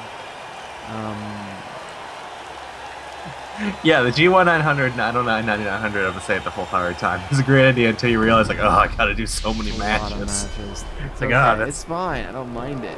single elimination. You can get the first round done in a night. Yeah, seriously. Oh god, everyone, and we're the only ones left on the call. Everyone else is gone. They're missing this.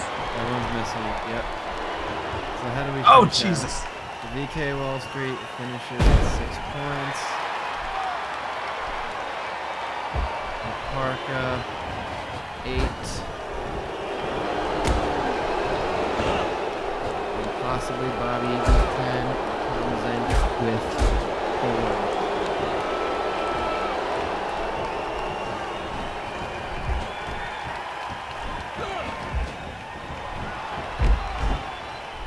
This is tense. Bobby Eatin. Well, if you're gonna say he needs to last the time limit, the man is very large. I don't think he's capable of that.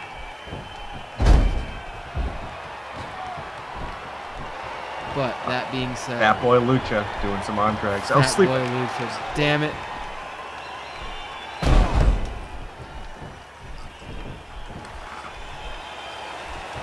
Well, we now know that either Parka or Bobby Eatin. One of the 2 luchadors. One will face Steve Mongo McMichael in the unofficial 3rd place match. The other will be 1 step away from glory and a title shot. Now is Tom Zenk, if he pins Bobby Eatin, is he like in contention for a TV title shot? I don't know. Well, it might. I honestly don't know. It could just enter into this whole crazy thing that's happening, where people are just losing random matches. Oh, it's lariat by Eatin. Big lariat. Big in terms of exactly what I meant. Yep, in terms of actual body. Oh, into the outside.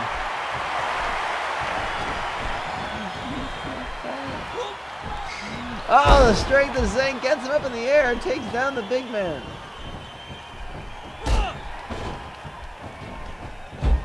Snapmare by Eatin. Going for a chin lock. A double chin lock. No one in the chat. Has the big man up. Oh, slams him down to the No one in the chat is talking. Everyone's so scared. No one's paying attention at this point. It's fine. I'm riveted. Go watch on YouTube, I'm sure. This is a main event In any country. of any caliber. No better way to conclude the stream than a match that with the G-1-900 hanging in the balance. Wrath awaits the winner. Well, not necessarily the winner of Block A. It could be Bobby Eatin. If Bobby Eatin does not win, Parka will move on to face Wrath. Oh, drop kick from the top rope by Bobby Eatin. What an impact.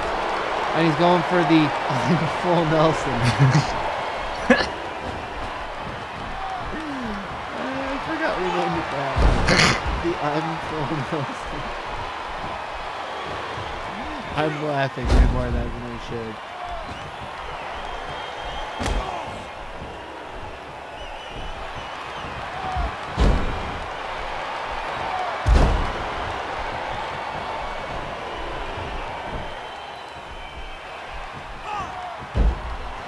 Elbow drop by Tom Zenk.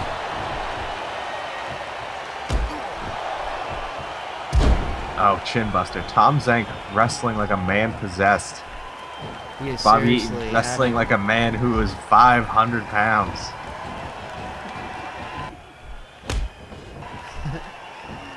I was trying to think of a better, like, possessed thing. Yeah, Zenk's totally got this one. I'm not happy about this at all. It is a way of the game to try to fuck me over in this one. That's basically what it is.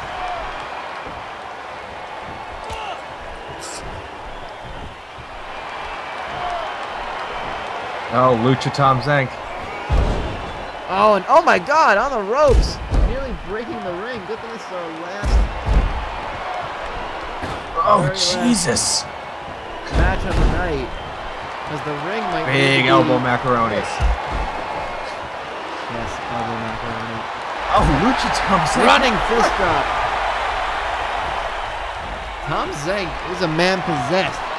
I mean, don't tell him he's not fighting for anything. If he can get a pinfall victory over Bobby Eatin, that would put him in contention for the television title. Elbow, punch, punch, come on, Bobby. Come on, Bobby. Bobby, punch, Come come on, on, Bobby, Bobby. get him. Bobby, Oh, big lariat. Full Nelson. He's got the Eiffel Nelson. Lariat. Oh my god, what a backbreaker. Jesus. That looked vicious. Oh, Jesus Christ. I know, right? That looked really, really violent. Oh, counter by Tom Zenk. Come on, they're fighting. They're giving everything they got. They are, these two competitors. 4 minutes and 11 seconds left to go in this. Oh, doughy shoulder to the corner. I think he stomped him in the dick. That's up in the tree of woe. Oh, no. Dick stomp. Oh, Zenk scouted that. He saw that coming. Oh, a kick to the dick. Wait a minute. That's VK Wallstreet. Uh-oh. Is there fuckery going on? I don't like this fuckery. Why is VK Wallstreet out here? Whose side is he on? Whose side is he on? Got his win over the on? Cure earlier tonight.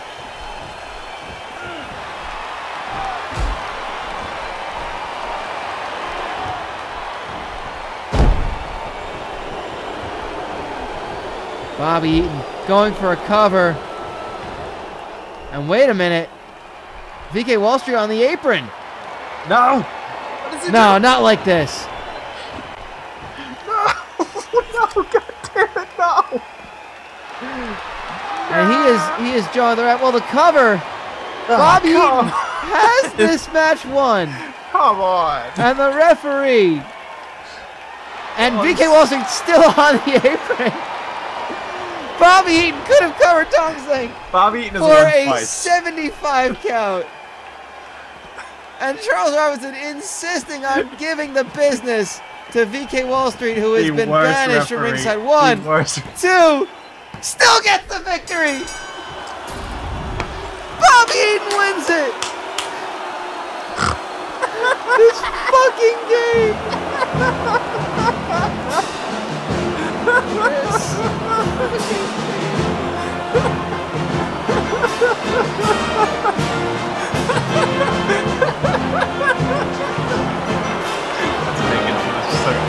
What the fuck?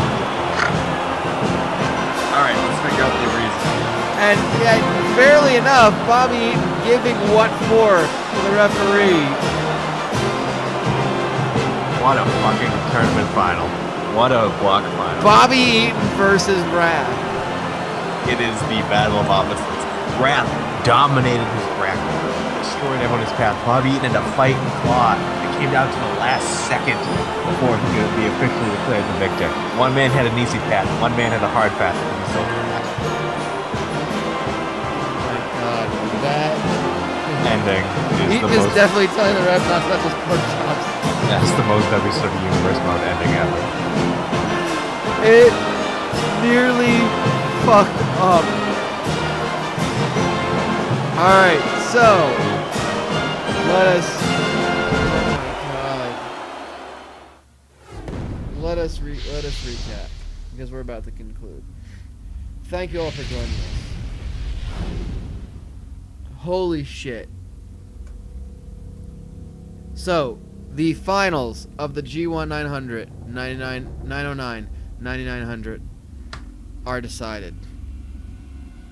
Block A will go from bottom to top. With 2 points in 7th place, Tom Zenk. With 4 points, The Cure, Prince Iaukea. With 6 points, VK Wallstreet, The Renegade, and the Disco Inferno. In 2nd place with 8 points, Parka. Winner of Block A, Bobby Eatin with 10 points. In Block B, last place, Lash Leroux with 0 points. Better Called Damian with 2. Hollywood Barbarian with 4, out with an injury. Missed his last match. Jerry Flynn with 6. Evan Karagias with 8. Steve Mongo McMichael with 10. And Wrath running the table with 12. So, we'll have 2 matches concluding the G-1-900 at the finals. In the unofficial 3rd place match, Parka will do battle with Steve Mongo McMichael. But in the final, with a shot at the WCW title hanging in the balance, it will be Bobby Eatin taking on the man who has dominated, Wrath, the television champion, versus the man who has run the gauntlet, has run undefeated throughout this tournament, Wrath. It has truly been, the G-1-900 has truly been a veritable cornucopia of wrestling action. So we're going to go ahead and move on. Do not pay any attention to that. It's a funny thing that's but it's putting us that. So there you see it. That will be the G1 final. Next time, we know 2 of the matches. There's going to be a lot of other feature matches going on. If I recall, we will have Bobby Duncombe Jr. defend the title against Tribute Mortis. And, of course, our final. So, for Ben Pasco, the other Ben will join for a little bit. All you guys, thank you all for coming out and sticking around. This will be on YouTube hopefully tomorrow. I'm Brian.